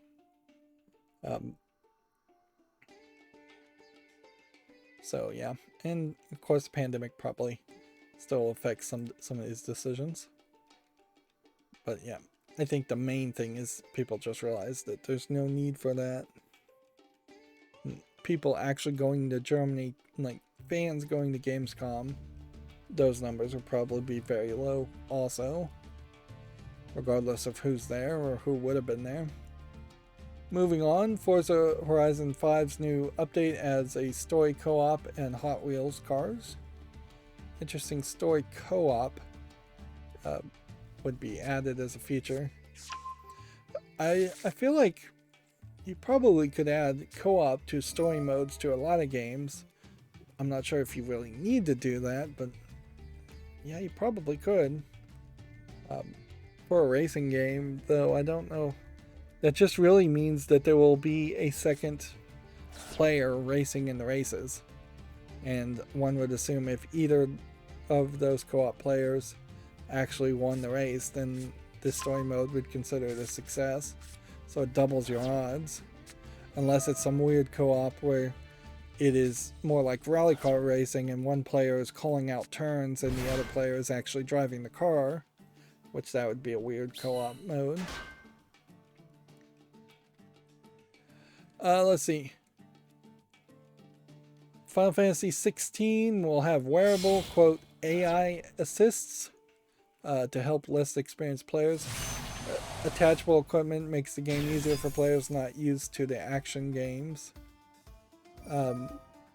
Interesting article here from Video Games Chronicles, because that's an interesting thought. Is this potentially saying we're going to have AI assists that push the game forward so that people, Japanese RPG players in particular, will be able to still play when it's not turn-based actions?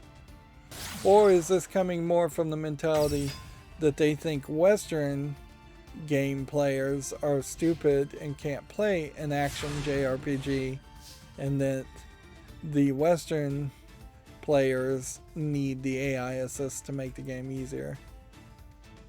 It might be very much a little bit of both. This trailer has nothing to do with that. Though, although this trailer does show us a general idea of what the world is going to be like and look like in Final Fantasy 16, that it is being set more in a past type environment, and it does not feel too different from like Witcher 3. Yeah, it looks like a past kind of feudal environment. It doesn't seem like it's going to be people driving cars and all of that. Feels more magical. Alright, well.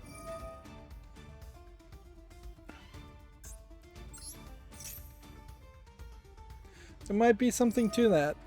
Like, that might be very appealing to me. I have said several times in the past when covering RPG games that I would really love to see a scenario where you could automate a lot of the grinding and just have it programmed so that the characters would do certain actions based on certain triggers and make little macros, or that you would just have a bunch of button presses linked together in a sequence. So you're tapping A, and then A means attack, attack, attack, defend, attack, attack, attack.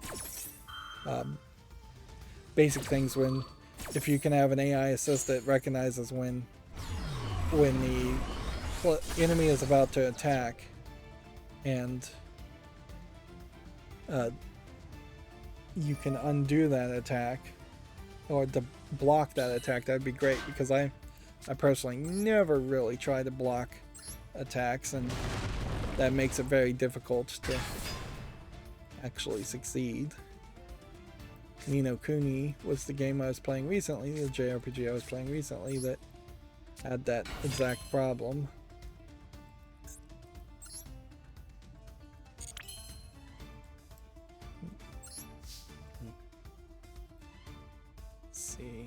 this works.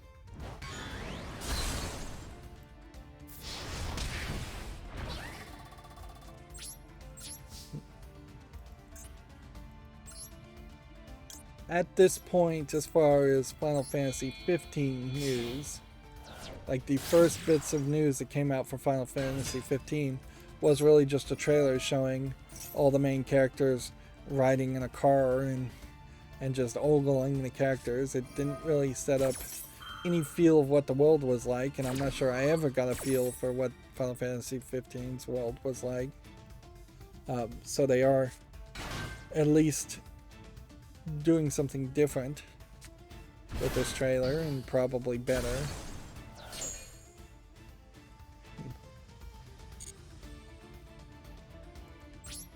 Oh, that didn't work. And it's taken forever just to get close to the end of the Video Games Chronicles articles. We haven't had any network problems today, which is good, and no frame rate issues. Video Games Chronicles says Suda51 would cast Ryan Gosling as in a No More Heroes movie, and he wants James Gunn or Takashi Miike to direct it, which is really just Suda51 throwing out his admiration for specific people, not really knowing if they're interested or if they're actually good actors to deal with. The Hollywood presentation of an actor may be very different from their actual actions, and that's why we always get these surprise twists where it's like, nope, actually this person is a horrible monster, and they always have been, and it's just been covered up by their agents and by good PR. Actors are inherently liars. That's what they do for a living, so you can't really expect too many of them to be even to the level of an average good person. A bigger question certainly to ask here is, what is a No More Heroes movie gonna look like? You've got 2 hours to tell a tale of an otaku, which they've kind of played that down, anime obsessed, kind of moe anime obsessed character with lightsaber fetishes and perversions all over the place. Assassin, that's the big thing. He's an assassin that is going to fight a whole bunch of different enemies. You're not going to be able to do something like what is it? Apollo Creed. That's what I'm thinking of, is Rocky. Yeah, you're not going to be able to do something like Rocky, where you're going to have multiple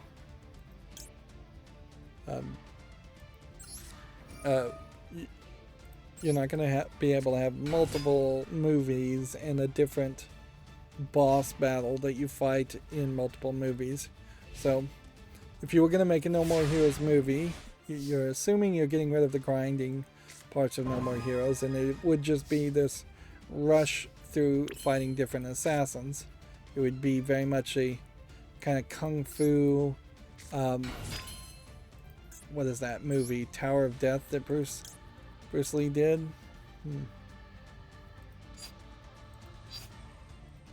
Yeah.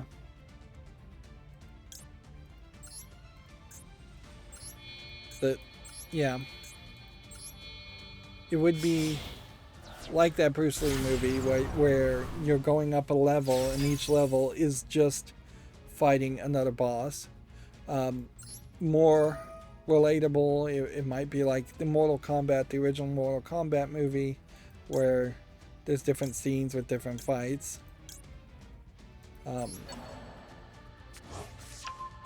But I mean, that's pretty much it. It's not something that would appeal to most people. You would have to change so much of it completely. Scott Pilgrim vs. the World is kind of another, probably a great example of what a No More Heroes movie would look like. Is that it would be this niche movie that that only made sense to people who had read the comic books of Scott Pilgrim, and even then, half the people that read the comic books didn't like the movie. It would just be so rushed and so badly done. On top of which, the comedy would probably fall flat in it, and the perversion would almost certainly fall flat. No More Heroes is really a lot closer to... It's really a prime example of a game that works as a video game, as a niche video game, way more than it ever would as a movie. So even if a No More Heroes movie got greenlit, I would never really expect it to see the light of day.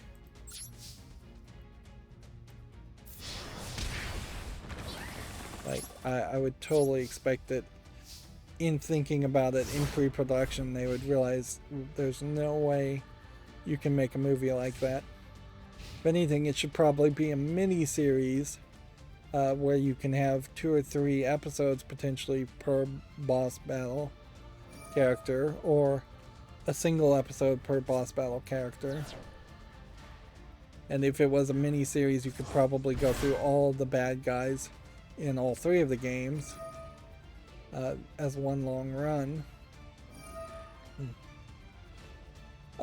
Moving on, Video Games Chronicles, being a UK site, says the Halo TV series will be shown on UK TV tonight. However, only 1 episode will be broadcast, so it's basically just a tease for, I guess, Paramount Plus.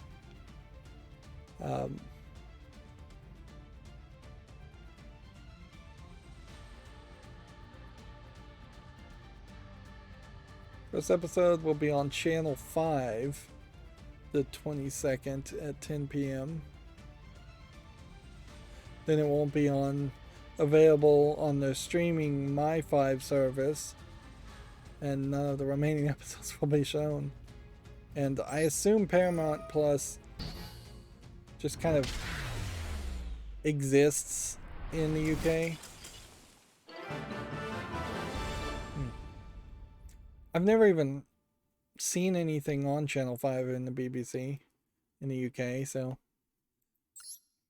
you're getting very, very low down the numbers as far as quality goes, depending on what you're looking for. I have seen plenty of things I kind of liked on Dave/Channel 4, but I've never seen anything on BBC 3, and it's possible that BBC 2 or 3 is actually a radio station and not even a TV channel. BBC 1 occasionally has something interesting, but a lot of times it's also pretty bad. And I think a significant portion of UK TV viewers are watching Sky TV, which is not over-the-air terrestrial broadcast channels, and not particularly made in Britain for British people.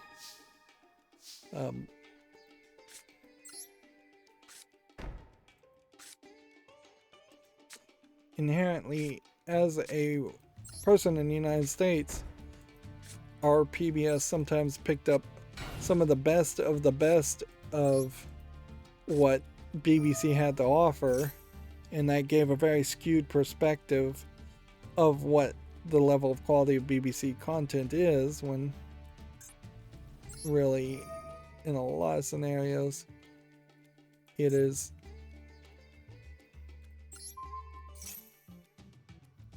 isn't really the case. That, yeah, that was a mess up again. So I should stop putting this here if all I'm gonna do is just destroy cards that way. Yep. As a Westerner, it definitely gives a skewed perspective that BBC is always making hits and they're always good, when in reality BBC sometimes makes hits but often cancels them very quickly after one series. A lot of times doesn't really wrap them up at all. Netflix also has that problem, certainly. And but yeah, the vast majority of BBC content is not stuff that even the British people seem to like.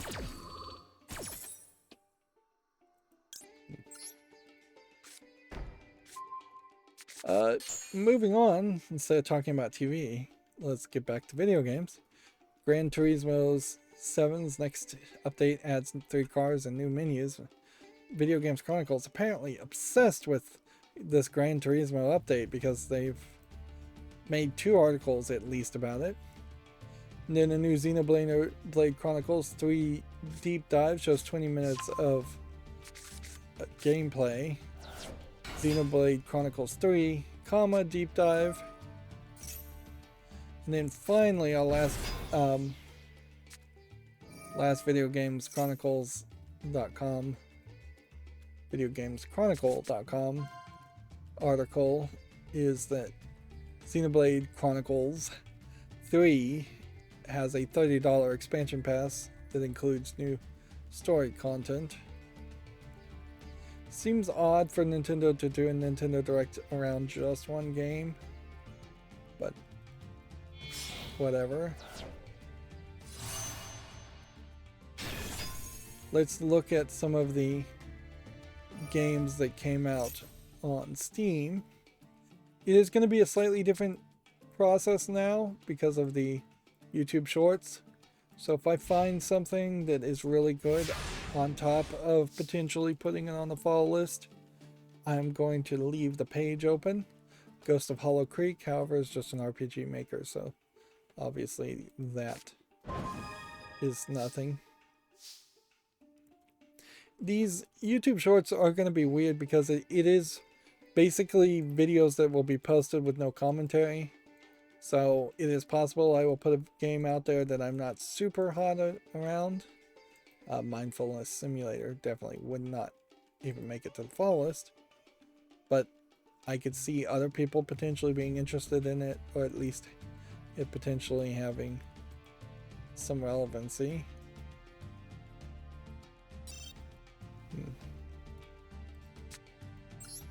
Let's hurry up and play. So yeah, there is a potential out there where I would put something on the YouTube spotlight and it would not even be something that I think is good, but I would just be highlighting it as a kind of generic check out this bad game.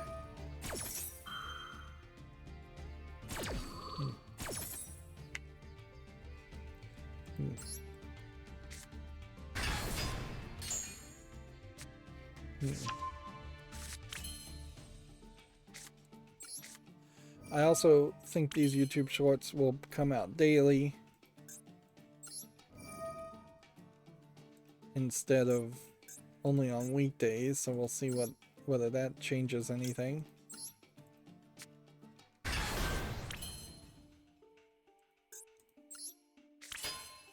I think if we activate this, destroy a card.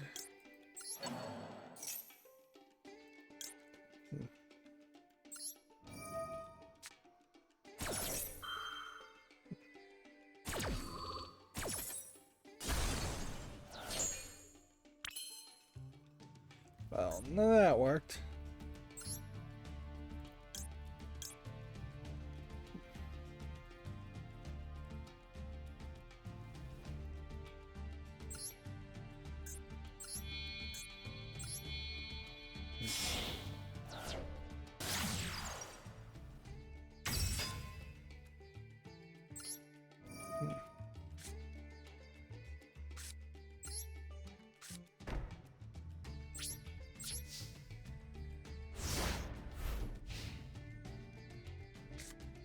I should have attacked this.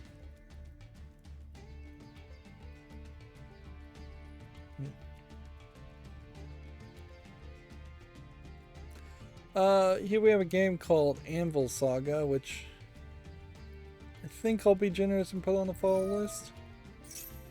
I don't need to consider every game though for a spotlight just because it's getting a follow list. Dashing Orange here. It's gonna be a no. Grim Horde is gonna be a no. Cafe Owner Prologue. I think will be a no because it's a prologue. I also don't think I'll be doing YouTube Shorts around. Yeah, I don't think we'll be doing YouTube Shorts on prologues and demos.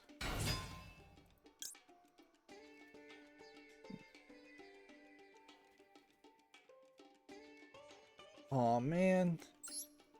I could have activated this.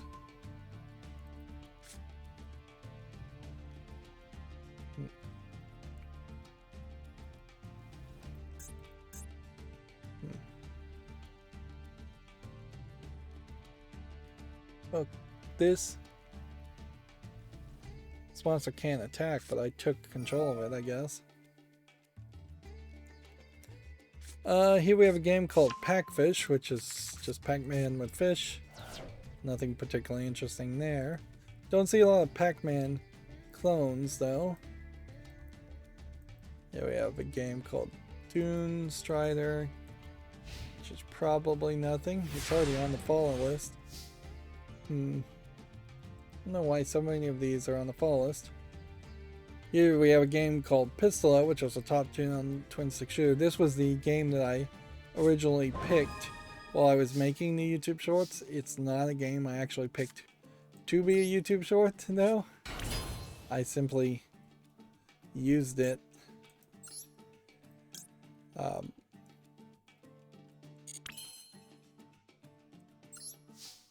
as a quick let's pick any game on Steam, which inherently there is on these YouTube Shorts a potential issue where if there is just a lot of text up here at the top, it might push the screen down a little bit and mess with the cropping. The YouTube Shorts have a much smaller resolution canvas, so the thumbnail and the description and the tags all are put at the top above this, and then the bottom part of the screen is all the screenshots and videos.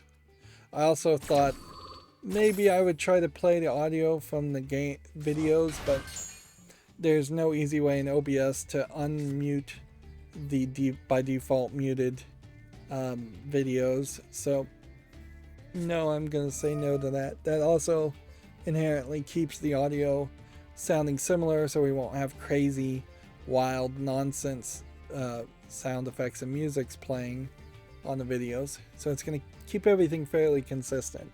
Like every day looking at these YouTube Shorts, it's gonna feel very much like you're having the same experience with just a different game. Oh, as for Pistola though, as a game, it's nothing. Next we have Oddworld Soulstorm Enhanced Edition, which not only will I put that on the fall list, this is an obvious relevant game to spotlight, so that one stays. Next we have a game called Mago, which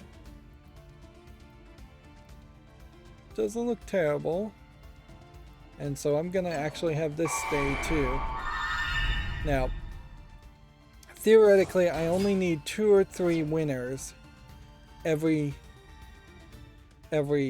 live stream as far as games that will make it to spotlights. So if I go crazy and I've got 4 or 5 games to spotlight, Railroad Route here does not. Don't think there's something here I'd want to play, but I'm going to be careful and put it on the fall list anyways. Yeah, inherently if I go crazy with this, then and I have 4 or 5 things, then I'm gonna have to make some tough decisions, or tougher decisions later on. You can see this guy is still just playing. Fright Night here looks like nothing. But that also keeps us fairly connected, where I will know that after each stream, I will have to spend a couple of hours, probably not a couple hours, I'll probably have to spend about 10 minutes doing the spotlights and updating the spotlights after each stream, which is fine because I almost never get anything done after a live stream anyways, and if I do, it's either I fall immediately asleep and then wake up later to accomplish something on the live stream. He finally managed to get his character back and defeat me.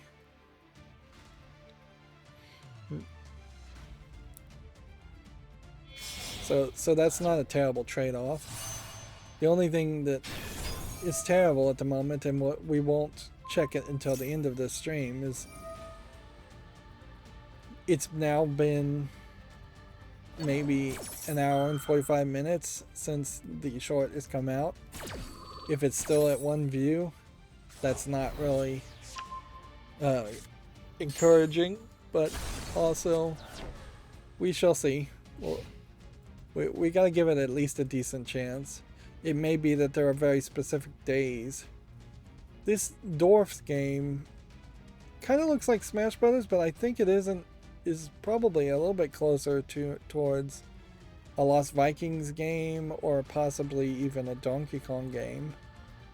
I'm going to put this on the follow list. It could be that it's also too much of a co-op focused game, so there might be a problem with that.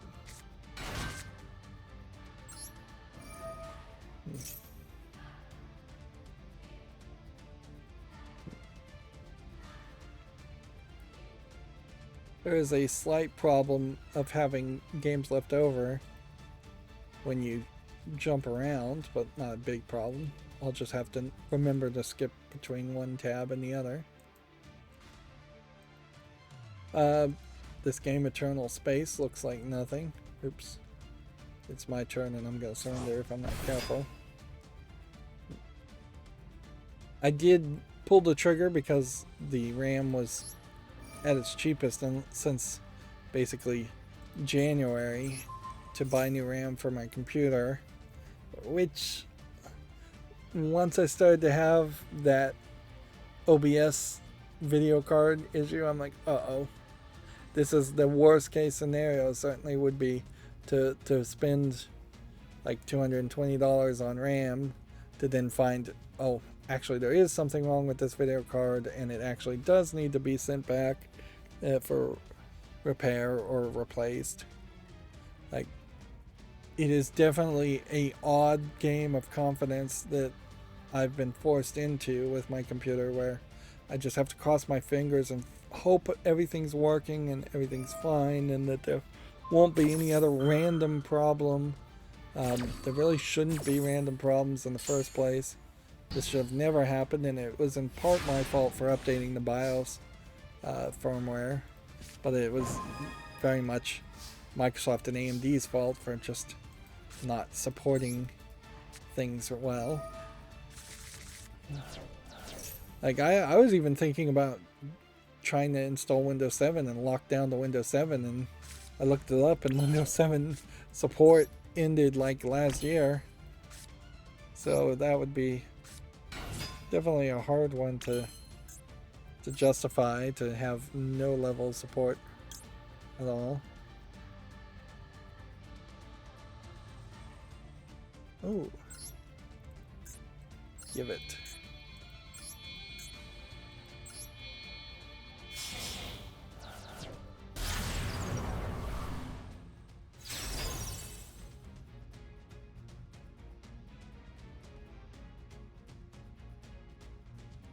I may be able to win here. Banishing all those 10 cards gives this a power up. If this guy tries to attack, I can mirror force him.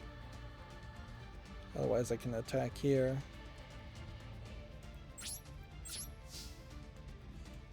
It's not making sound effects when the guy decides to stop doing something. A lot of times. There's some missing sound effects playing here. Yu-Gi-Oh! Needs to add. And yeah, I'm still waiting for Yu-Gi-Oh! To actually add some cards.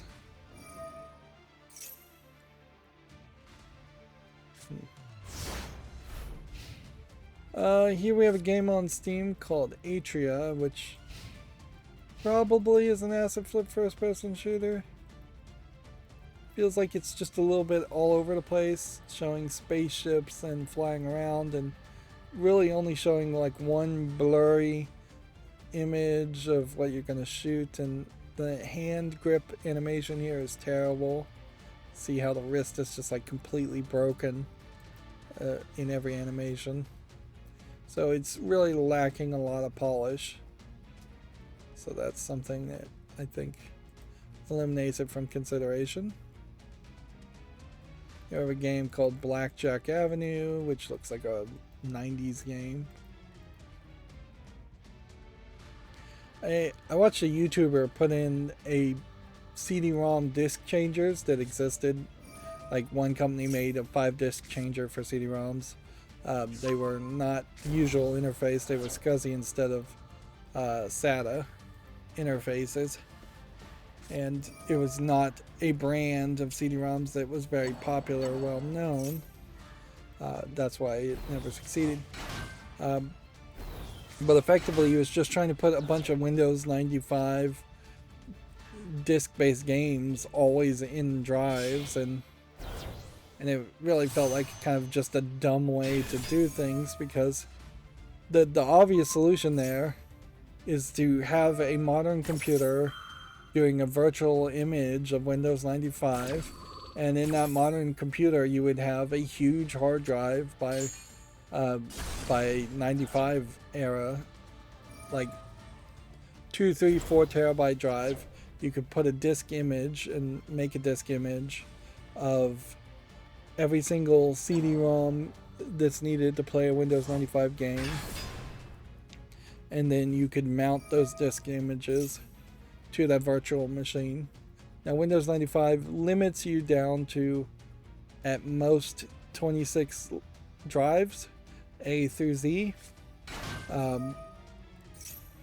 This is almost certainly because of legacy reasons, and you'd think Windows would have gone beyond that, but they're all about backwards compatibility. So you could only have 26 disks at most mounted at any point anyways, and at a certain point there's not a lot of reason to do any of that, or do it that way. It might be easier to spin up different virtual images for different games if you need any of that, or just have a no CD crack for most games. That's usually the easiest solution for most of them. And he was also talking about a lot of I'm sitting here on this screen, I should be moving.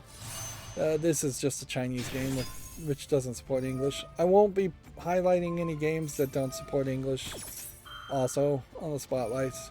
I just cannot be critical of a game enough to even know if it might have a chance of being good. This is text only.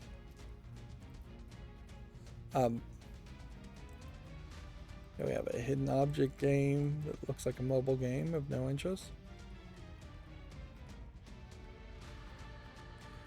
Yeah. Most old games aren't really worth going back and playing. You wouldn't want to play the old version of Ribbon versus the new version of Ribbon. Newer versions. But yeah, you could have multiple virtual machines. There was definitely a point, maybe 10 years ago, where You might set up a network server to, over a network, have CD-ROMs of like Windows installed disks connected to people. But even that's pretty much a thing of the past. You would instead just install Windows via NetBoot and net install, or through an installer exe instead of a bootable CD-ROM.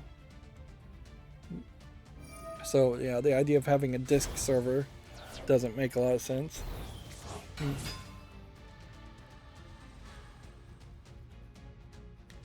Let's see, moving on, we have a game on Steam called Recreation Room, which just looks like it's a walking simulator.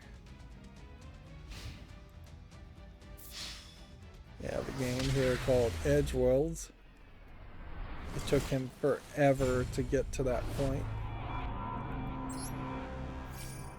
These games really are just taking forever. And that probably should be the last game we do for the festival. Like, we're at 7,000. We have 4 more days. I really question whether I'm gonna be able to make it, because none of these loner decks are really working that well. Unless I just start to get a whole bunch of network disconnects victories, which I don't think that's gonna happen. As far as the Limit 1 Festival, we have to win 4 more victories, which is to show that we have not 1 but 5 games in total. That is pretty crazy. Spectate live. Daily. Declare a single attack in ranked is not something to concern myself with. And then Duel Pass is just gonna continuously bump us up. We'll definitely get the Duel Pass to level 100. Nearly 6,000 gems. So everything is working fairly well. Let's go through some of the Gematsu articles and just try to rush through all the news. Dusk Diver 2 launches August 30th in the West. This is, I'm fairly certain, kind of an action JRPG game, which we're going to get a lot of them, and it's questionable how many of them will be good or not, or how many of them will matter. We already talked about the Tony Hawk Pro Skater 3 plus 4 plan shelved. Gematsu also has that article. AI, the Somnium Files Nirvana initiative details the iBailey minigame, Iba's room, and Tama's room, which seems like you can dress up the characters. And then the iBali minigame seems like it is a little Tamagotchi minigame. Does, at the moment, I would lean towards thinking that this is a relationship / dress up minigame, and that it isn't going to lead towards a groping minigame. I think we're probably at a point where Japanese developers are going to not include any Western releases of groping minigames, and they're probably just going to get away from that in general, because you see outfit, head, body reset as far as dress up, and then you also see later down here dialogue choices for what they're calling counseling services. So that's probably your relationships. DNF Duel has its opening movie out, if you want to check that out on Gematsu.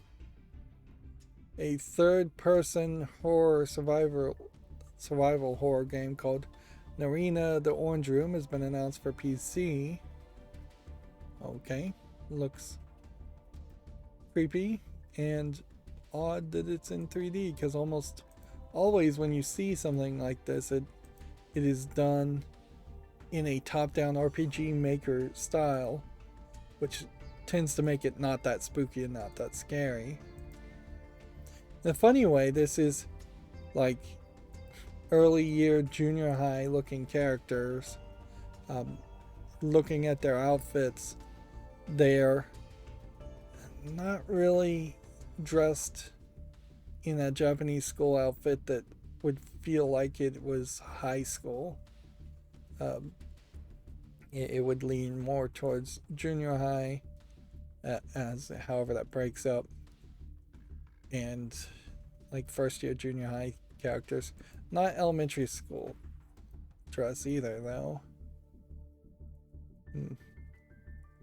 But yeah, because there's like a simplistic tie here, that would be an indication of them not being in high school instead of it being a full tie, and no consistent coats / blazer jackets with a symbol on it would indicate to me that it's a not a high school. The fact that they're knee-high socks instead of stockings for the girls is an indicator that this is a younger junior high thing. Now, if they were elementary students, they would have a traditional like red backpack on their back, and they would not be carrying purses, and so there's just a difference there. Of course, I'm looking at the dress just to get an age of the characters instead of being super interested in like what the horror aspects of this is. So, screenshots of the characters, perhaps not as helpful. What is surprisingly missing here is the jump scare of a monster or the element like that.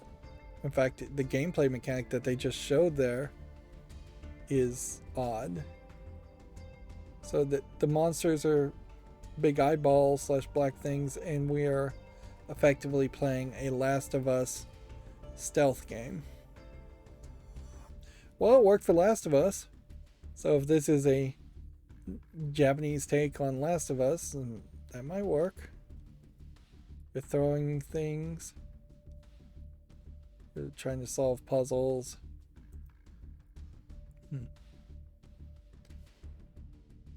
Yeah, okay. There's a starting of an idea of a game there that could be interesting. Let's see. Next, we have a Timeline Project Steampunk announced as a working title, which would be a spin-off of a game called Timeline, which I don't recognize a game called Timeline.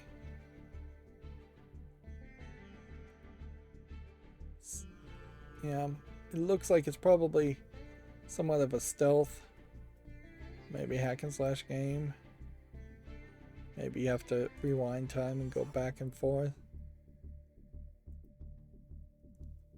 I'm jumping around trying to save some time here. There might be something to that. King of Fighters 98 Ultimate Match Final Edition is now available for the PS4 according to Gamatsu. King of Fighters 15 DLC characters. All of these names launch in August, if you're interested in that. A new Prince of Tennis Let's Go Daily Life from Rising Beat launches September 29th in Japan. I'm not sure if Prince of Tennis visual novels would come to the West. Probably should. It's not like there's a lot of like otome, well recognizable visual novels out there. I assume Prince of Tennis tries to sell itself as an otome young maiden story with all these cute boys. It very possibly is more of a yaoi gay visual novel, targeting gay teenagers, gay male teenagers, or adults, gay male adults maybe. But yeah, Prince of Tennis as a name is very recognizable enough that it should get a Western release. Dragon Quest X Offline launches September 15th in Japan, which I kind of thought it had already launched. They talked about so much.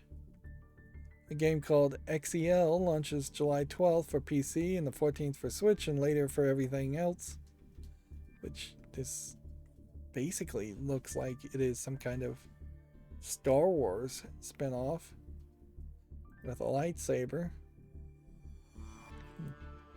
Well, I wasted a lot of time watching a YouTube video trying to explain all the different kinds of crystals and lightsabers. And boy, was it definitely in the weeds very quickly, and I should have stopped after about 5 minutes and realized I didn't care.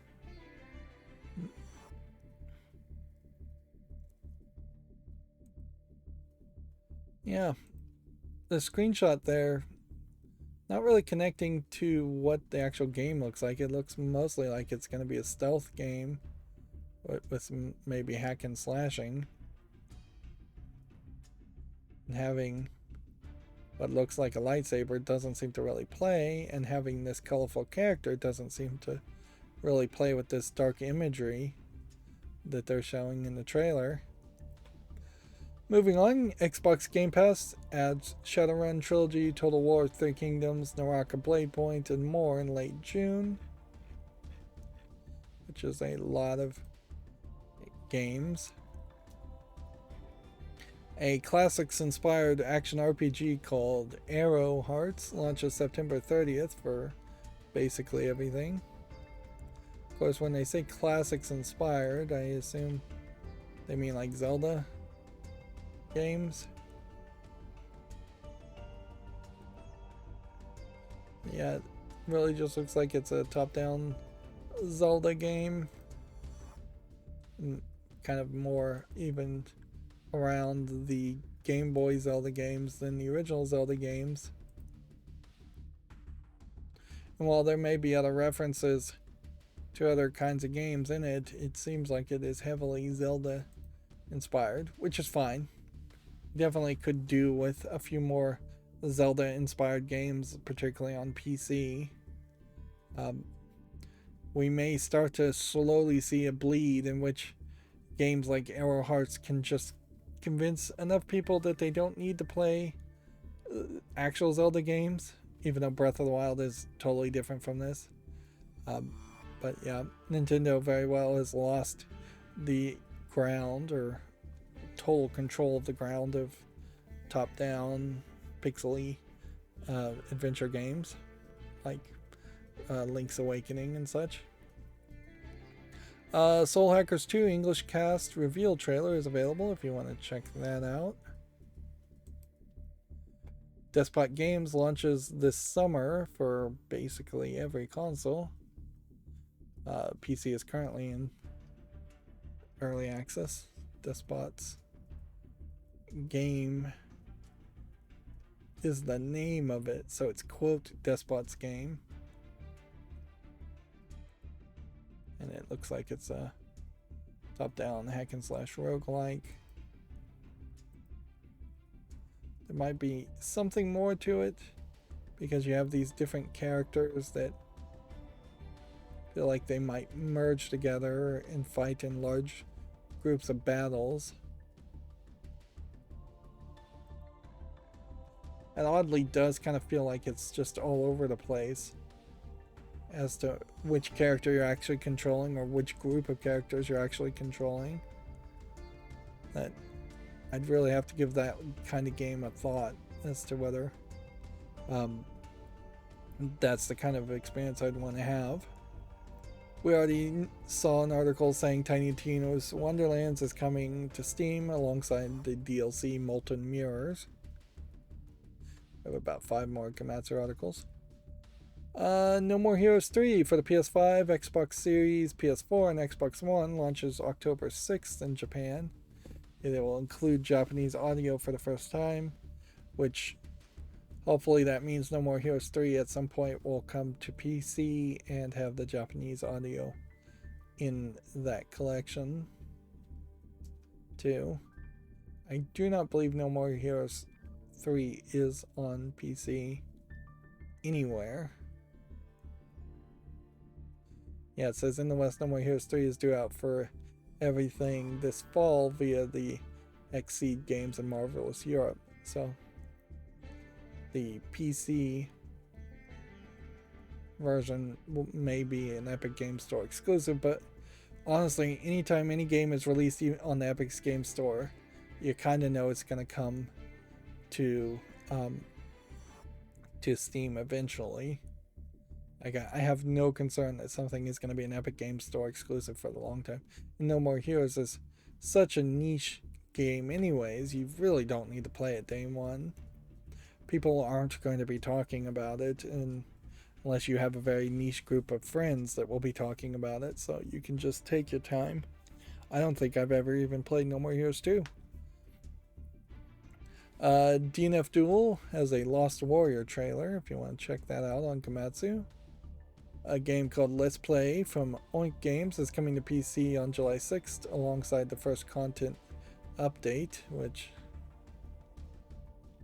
yeah, there might be something to this, but I don't know. There's a lot going on the board here, and that may lead towards something, or it may just be a lot of randomness, like having pips and dice and figures and cardboard markers and cards. That just seems like a lot for any kind of board game.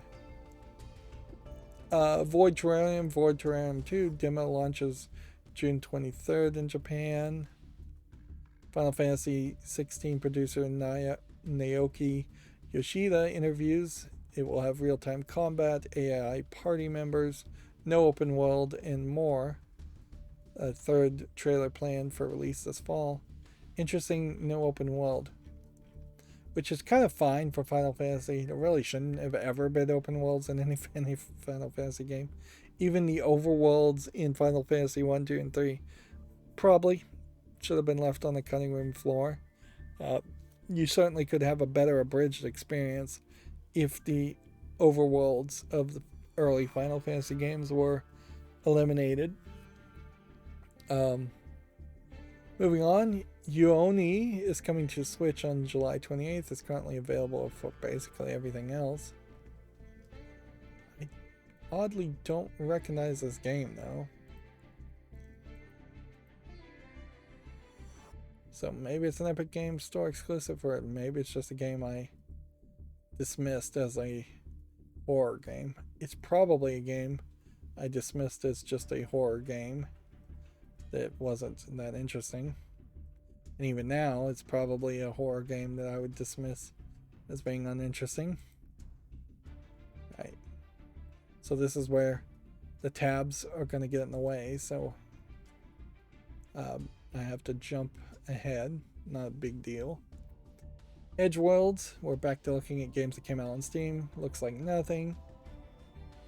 Tales of Terra, open world or ARPG. Looks like another nothing Chinese game. Yeah, we have another mobile game Chinese game. It's odd that all of a sudden we're going to have a big burst of Chinese games released in the... We will just never really be able to know, was that Valve just holding a whole bunch of Chinese games in one big bin to release them all at the same time, or was that the Chinese government authority approving the games all at one big time? Invaders from Another Dimension doesn't look good. Radix here looks kind of like a mobile game with a bad visual palette of red and black. That's too dark. Captain Diary and the Shortening is obviously just a joke name for a low effort game.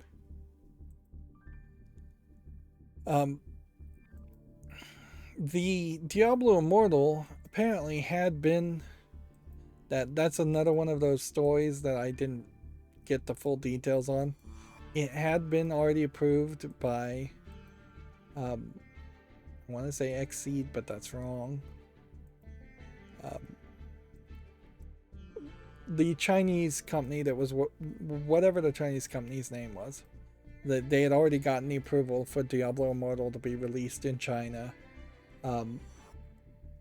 and so it probably wasn't a case of Diablo Immortal being delayed because of the release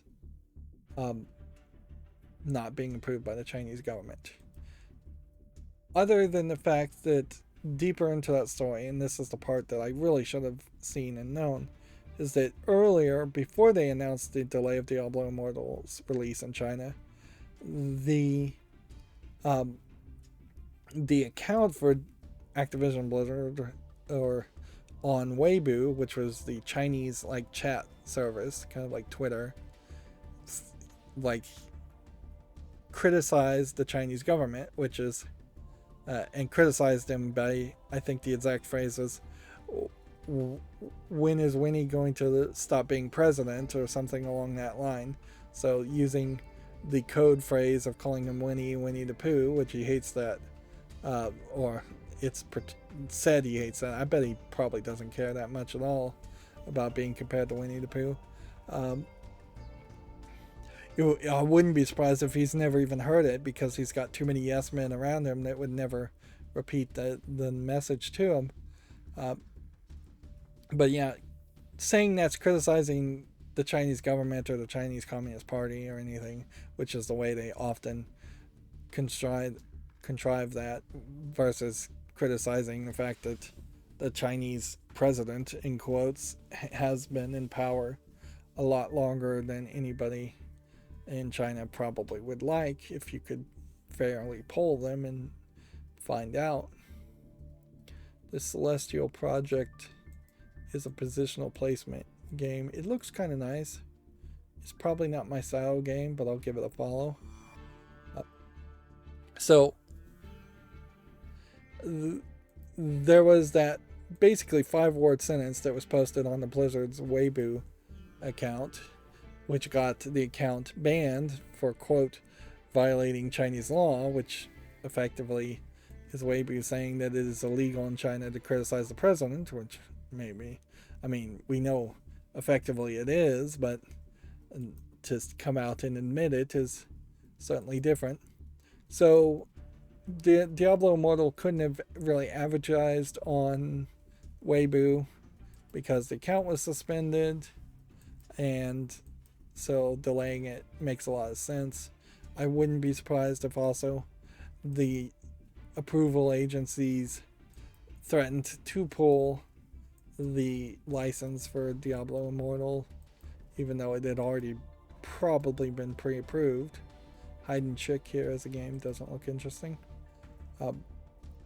So it's another one of these stories about China where China is doing something that is worth criticizing, and that they have a president for life, effectively, and their own citizens, at least some percentage of them, are not happy about having a president for life, and then the person expresses discontent, and then there's this major crackdown on the person who expresses discontent, instead of actually addressing the source of the discontent in any way, or even acknowledging the source of the discontent. And then it just creates this big old cluster F of this freedom side doesn't look good enough, visually polished enough. It just makes a whole issue, certainly. It makes it's just another prime example of where it is not worth the hassle, it's not worth the effort to try to sell in China, do business in China. It is a minefield instead of a play field, and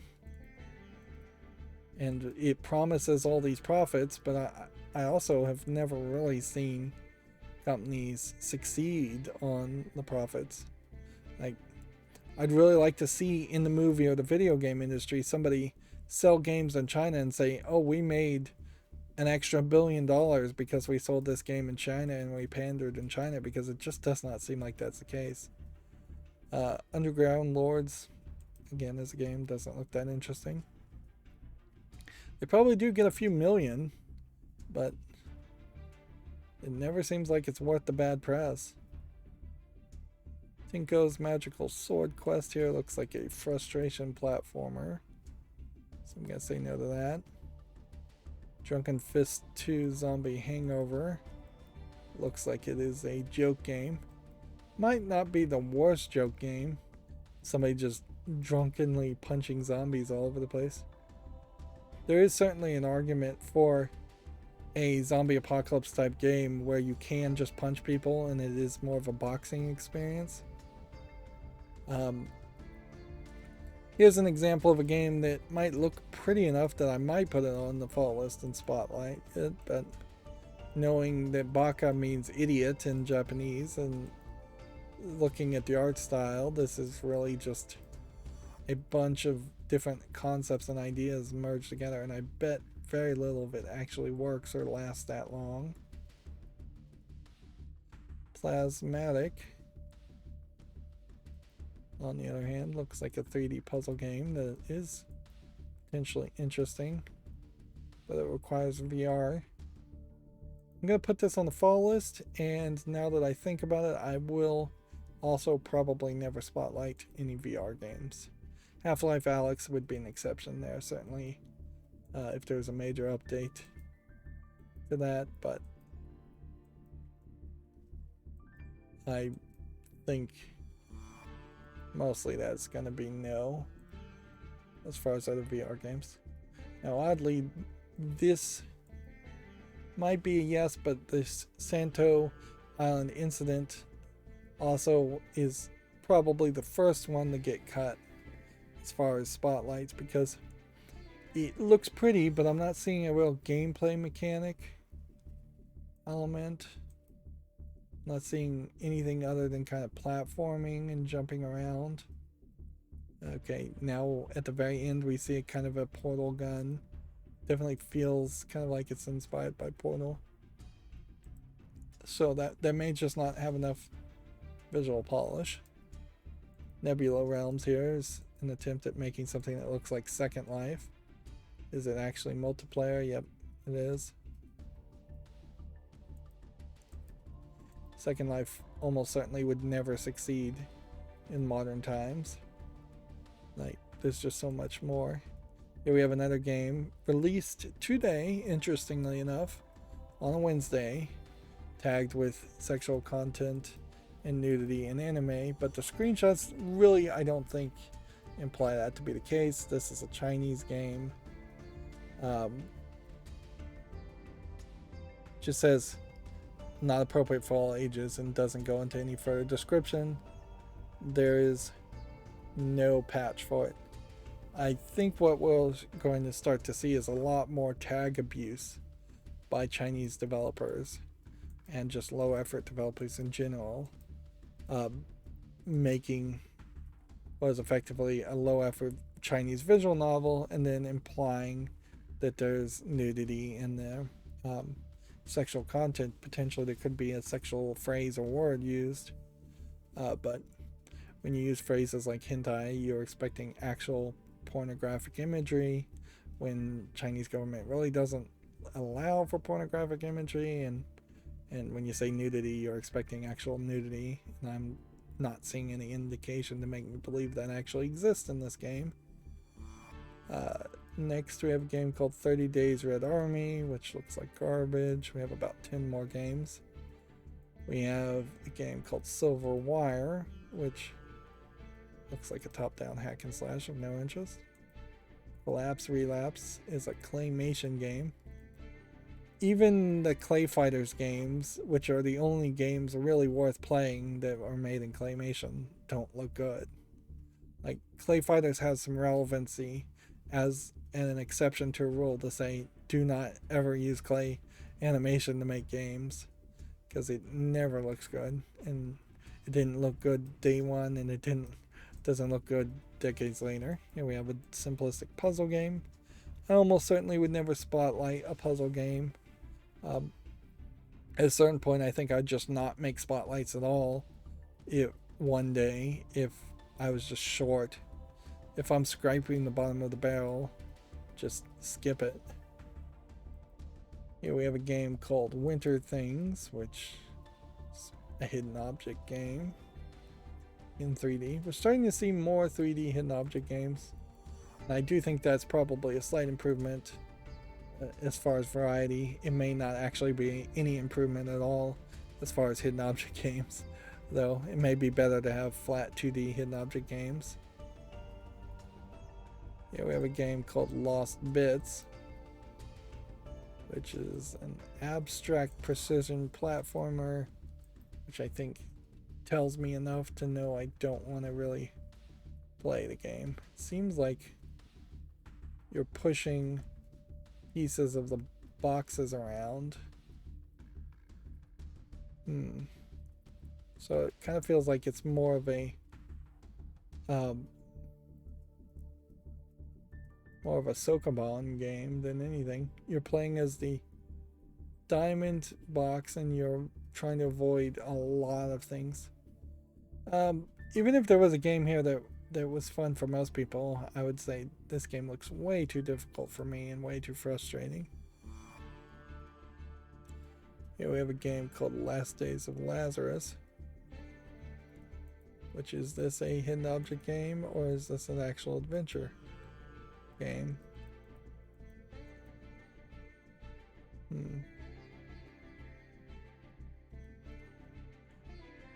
There's too much animation here, frankly, for it to be a hidden object game, or if it is a hidden object game, it has gone the extra mile. You could potentially watch the developer playing right now.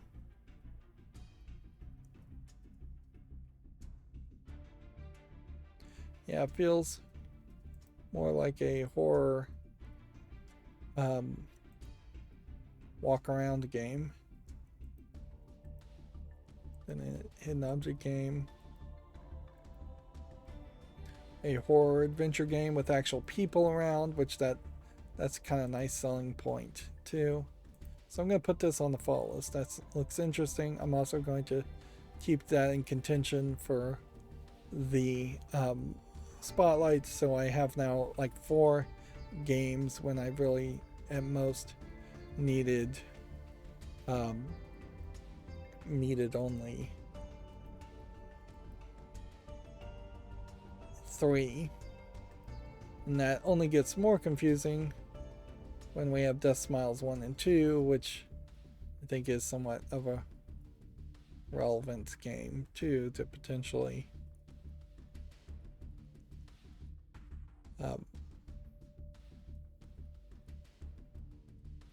highlight.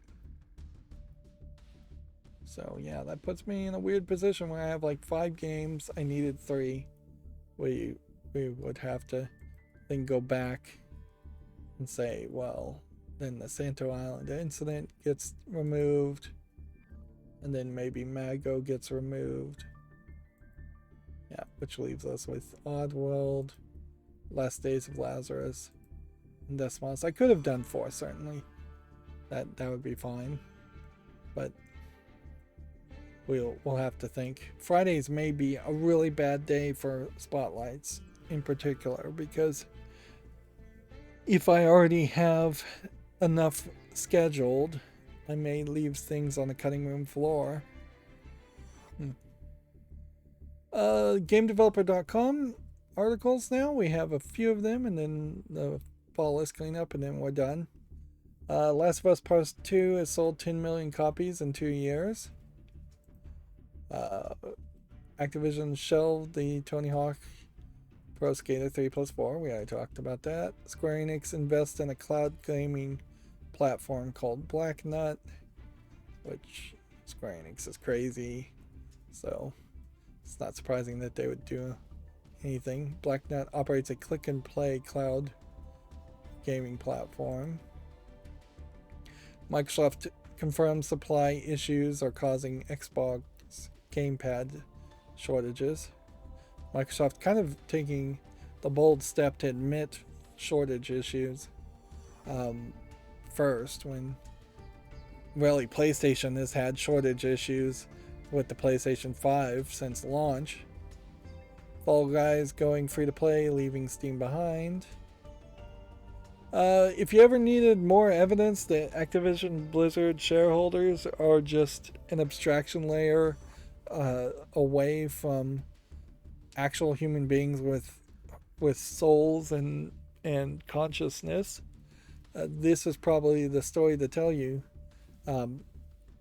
that that's the case, because Activision Blizzard shareholders have approved the annual report on harassment. They voted yes on the public annual report detailing how the company is working to prevent harassment in the workplace. Although potentially voting no on that also may not have done anything, because if you had voted no, then there just would have been no report being made at all. So it's actually a good thing. The update to the story is that this proposal approved by shareholders is non-binding, meaning the board can do whatever it wants anyways. But yeah, internal non-independent reports on harassment are never going to say anything other than positivity, and shareholders just want positivity so their shares go up. The reason why you need governing bodies of some sort is because it needs to be somebody who doesn't have a vested interest in making the company look as good as possible or be as profitable as possible above all else. And even governments, unfortunately, get corrupted by cronyism and bribes, effectively, so to the point where politicians are deeply invested in the success of companies, to the point where they won't actually make the companies do what's better for society in the whole. That is the great reason why family members of direct family members, children, and spouses of politicians should probably not be allowed to invest in individual companies or in companies at all. They should probably be forced to only buy bonds into the government and invest in the government. But yeah, they make the laws, so of course they exempt themselves from many laws and many limitations that they should have. Moving on, City Skylines has sold over 12 million copies in 7 years. I tried to play City Skylines and just couldn't read what was on the screen because it was too zoomed out. But in all fairness, I probably wouldn't have stuck with City Skylines as a SimCity clone that much. Let's see. Saber Interactive has filed a defamation claim against Spin Tire's publisher Uvi in the latest move over a battle of the rights to the Spin Tires and revenue relating to its sequel. This is the first I've heard of any fight between a game called Spin Tires, which first I've heard of a game called Spin Tires. Interesting. This is a very interesting story that should have been reported earlier, and apparently it was reported by Eurogamer, but I didn't see it because I don't follow Eurogamer. Also, this was a report published in 2016, so this lawsuit has been going on for a very long time, and so certainly that would explain why I don't recognize this story. Wow. Certainly goes to show the problem with lawsuits, that they can just go on forever and never disappear. Alright, well, here we have a VR game from 2021 that looks like it's a VR space game. I almost certainly put this on the fall list to just say, hey, I want a good space game, but this isn't it. I think at this point, I'll take that off. A good space game that could run in standard and VR would be great, but that's not what this is. Space Dance Harmony here. There's a VR game that's been in early access for nearly 2 years, or over a year. And it's a dance game, so we can take that off the fall list. Space Crew Legendary Edition is really popular. Part of the problem why this should probably stay on the fall list is that I haven't ever gotten around to buying Bomber Crew. And seems like there's all kinds of skin packs and things you could buy around old Bomber Crew. I do own Bomber Crew, and one of my viewers many years ago wanted me to play it, and I didn't get around to it. Apologies there. But yeah, I really should play Bomber Crew before I even look at Space Crew. Space Crew actually does look like it's a fairly different experience than Bomber Crew. But yep, it meets the requirements certainly to go to the wish list. Space Channel 5 VR kind of funky flash is a yes, but it's a VR game, so I'm leaving all VR games on the follow list. Spacebar at the End of the Galaxy is an adult not safe for nude work game. It's mixed in reviews, so that can leave the follow list. Space Attack is just a shoot 'em up Space Invaders game. And I think it would be a mistake to play a Space Invaders game. It does look kind of nicer than your average one. A little bit more OpenGL in its graphics rendering and slightly different controls, but still, I'd say that's a no. I could leave it on the fall list and give it more time, but I think we can just say no to that completely. Space Accident is a puzzle game that's rated very positively. It's out of early access, so we can put that on the wish list. Now, it would make no sense at all to put something that was on the fall list back on the spotlight. The Soviet Punk Chapter 1, I think we would, which is being also labeled as Late Rebirth. Seems like it's all over the place as far as its name.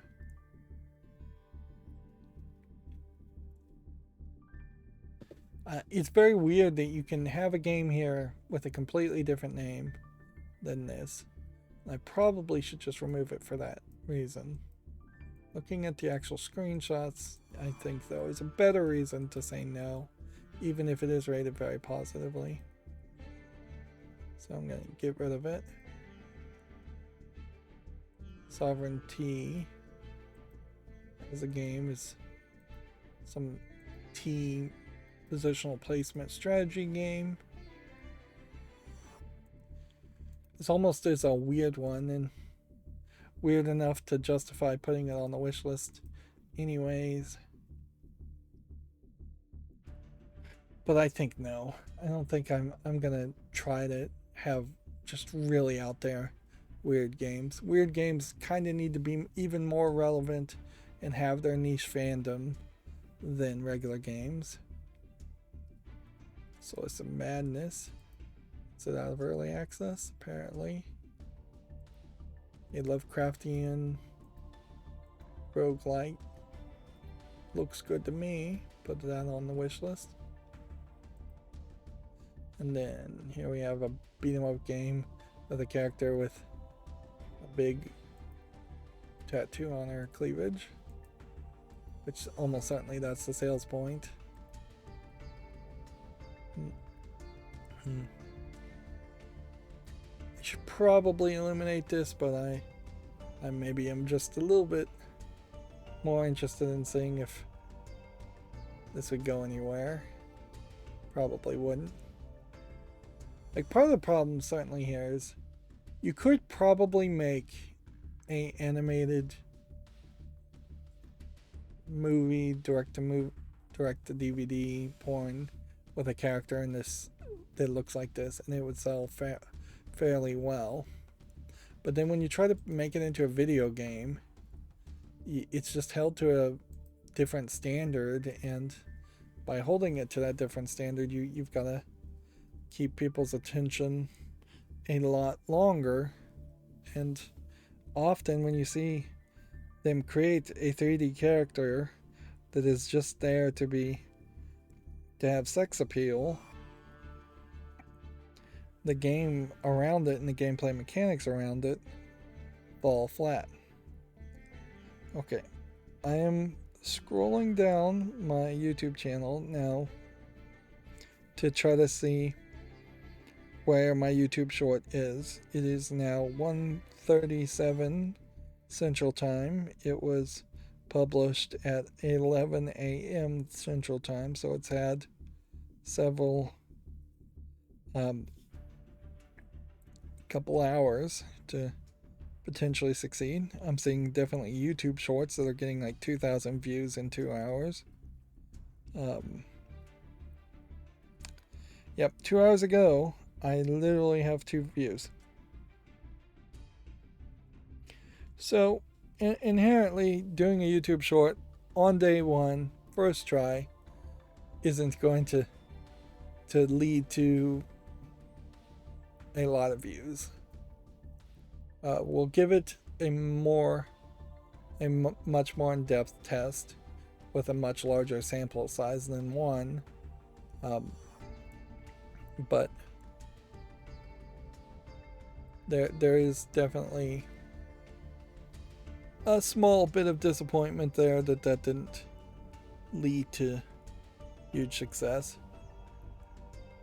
And arguably, if even YouTube's own shorts are only getting a couple thousand views in a couple hours, that's not great numbers. Whereas you would have hoped that YouTube shorts would have been the things that got you a lot of views. Like here, Double Fine has a Twitter thing. I'm going down my Twitter feed. They're looking for a contract concept artist for a fresh new project. And then down here they comment, Brankin, we continue to make cool games and we continue to want cool people to make them. Which, yeah. Double Fine needs to announce what they're working on since they've been acquired by Microsoft, because there is definitely that danger of wondering, have they just been turned into a support company for one of the other Microsoft development teams. And I feel like there is a danger, certainly, that Microsoft at some point is going to decide that they want to make another game like Crackdown 3, and when they start to have trouble making a game like Crackdown 3, they're going to just call in all of the teams from every company and subsidiary and say, everybody now drop what you're working on, fix Crackdown 3. And that might work, or that might backfire horribly when you have 5 unconnected subsidiaries all working to fix something and not communicating well.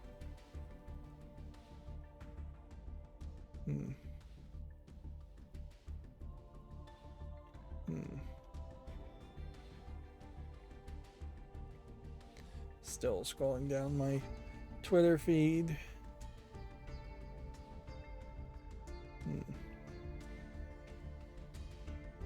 New versions of RetroArch and cores for RetroArch are being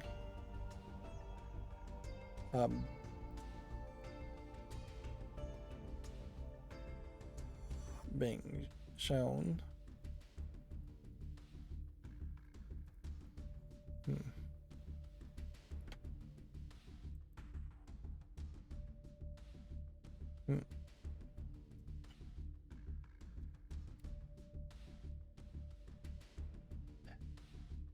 Yeah.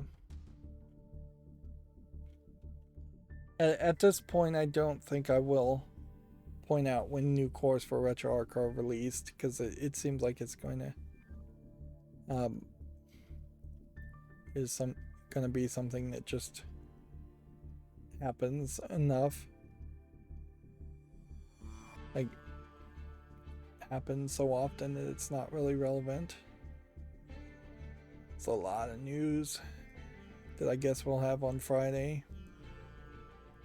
A lot of Warzone news and things. It wouldn't be a terrible thought to potentially rerun my macro, but I'm not going to do it. The ESA put out another propaganda piece around like stress relief and playing video games and how playing video games provides mental stimulation, stress relief, and more. Seems like they made a specific screenshot slideshow image for each of the small paragraphs they have here. Of course, I have a lot of ads and content being blocked on the ESA website, so that it would look different if you went to that article yourself. Alright, well, that's going to be it for this stream. As always, I ask you to like, share, subscribe, comment, and watch every second of my videos. If you want a friend to follow me on any social media sites, there's a whole bunch of links down below. And if you want to support me further, there's a link to Patreon, or you can friend me on Steam and give me a game off my wish list. Thank you for watching. Have a good evening.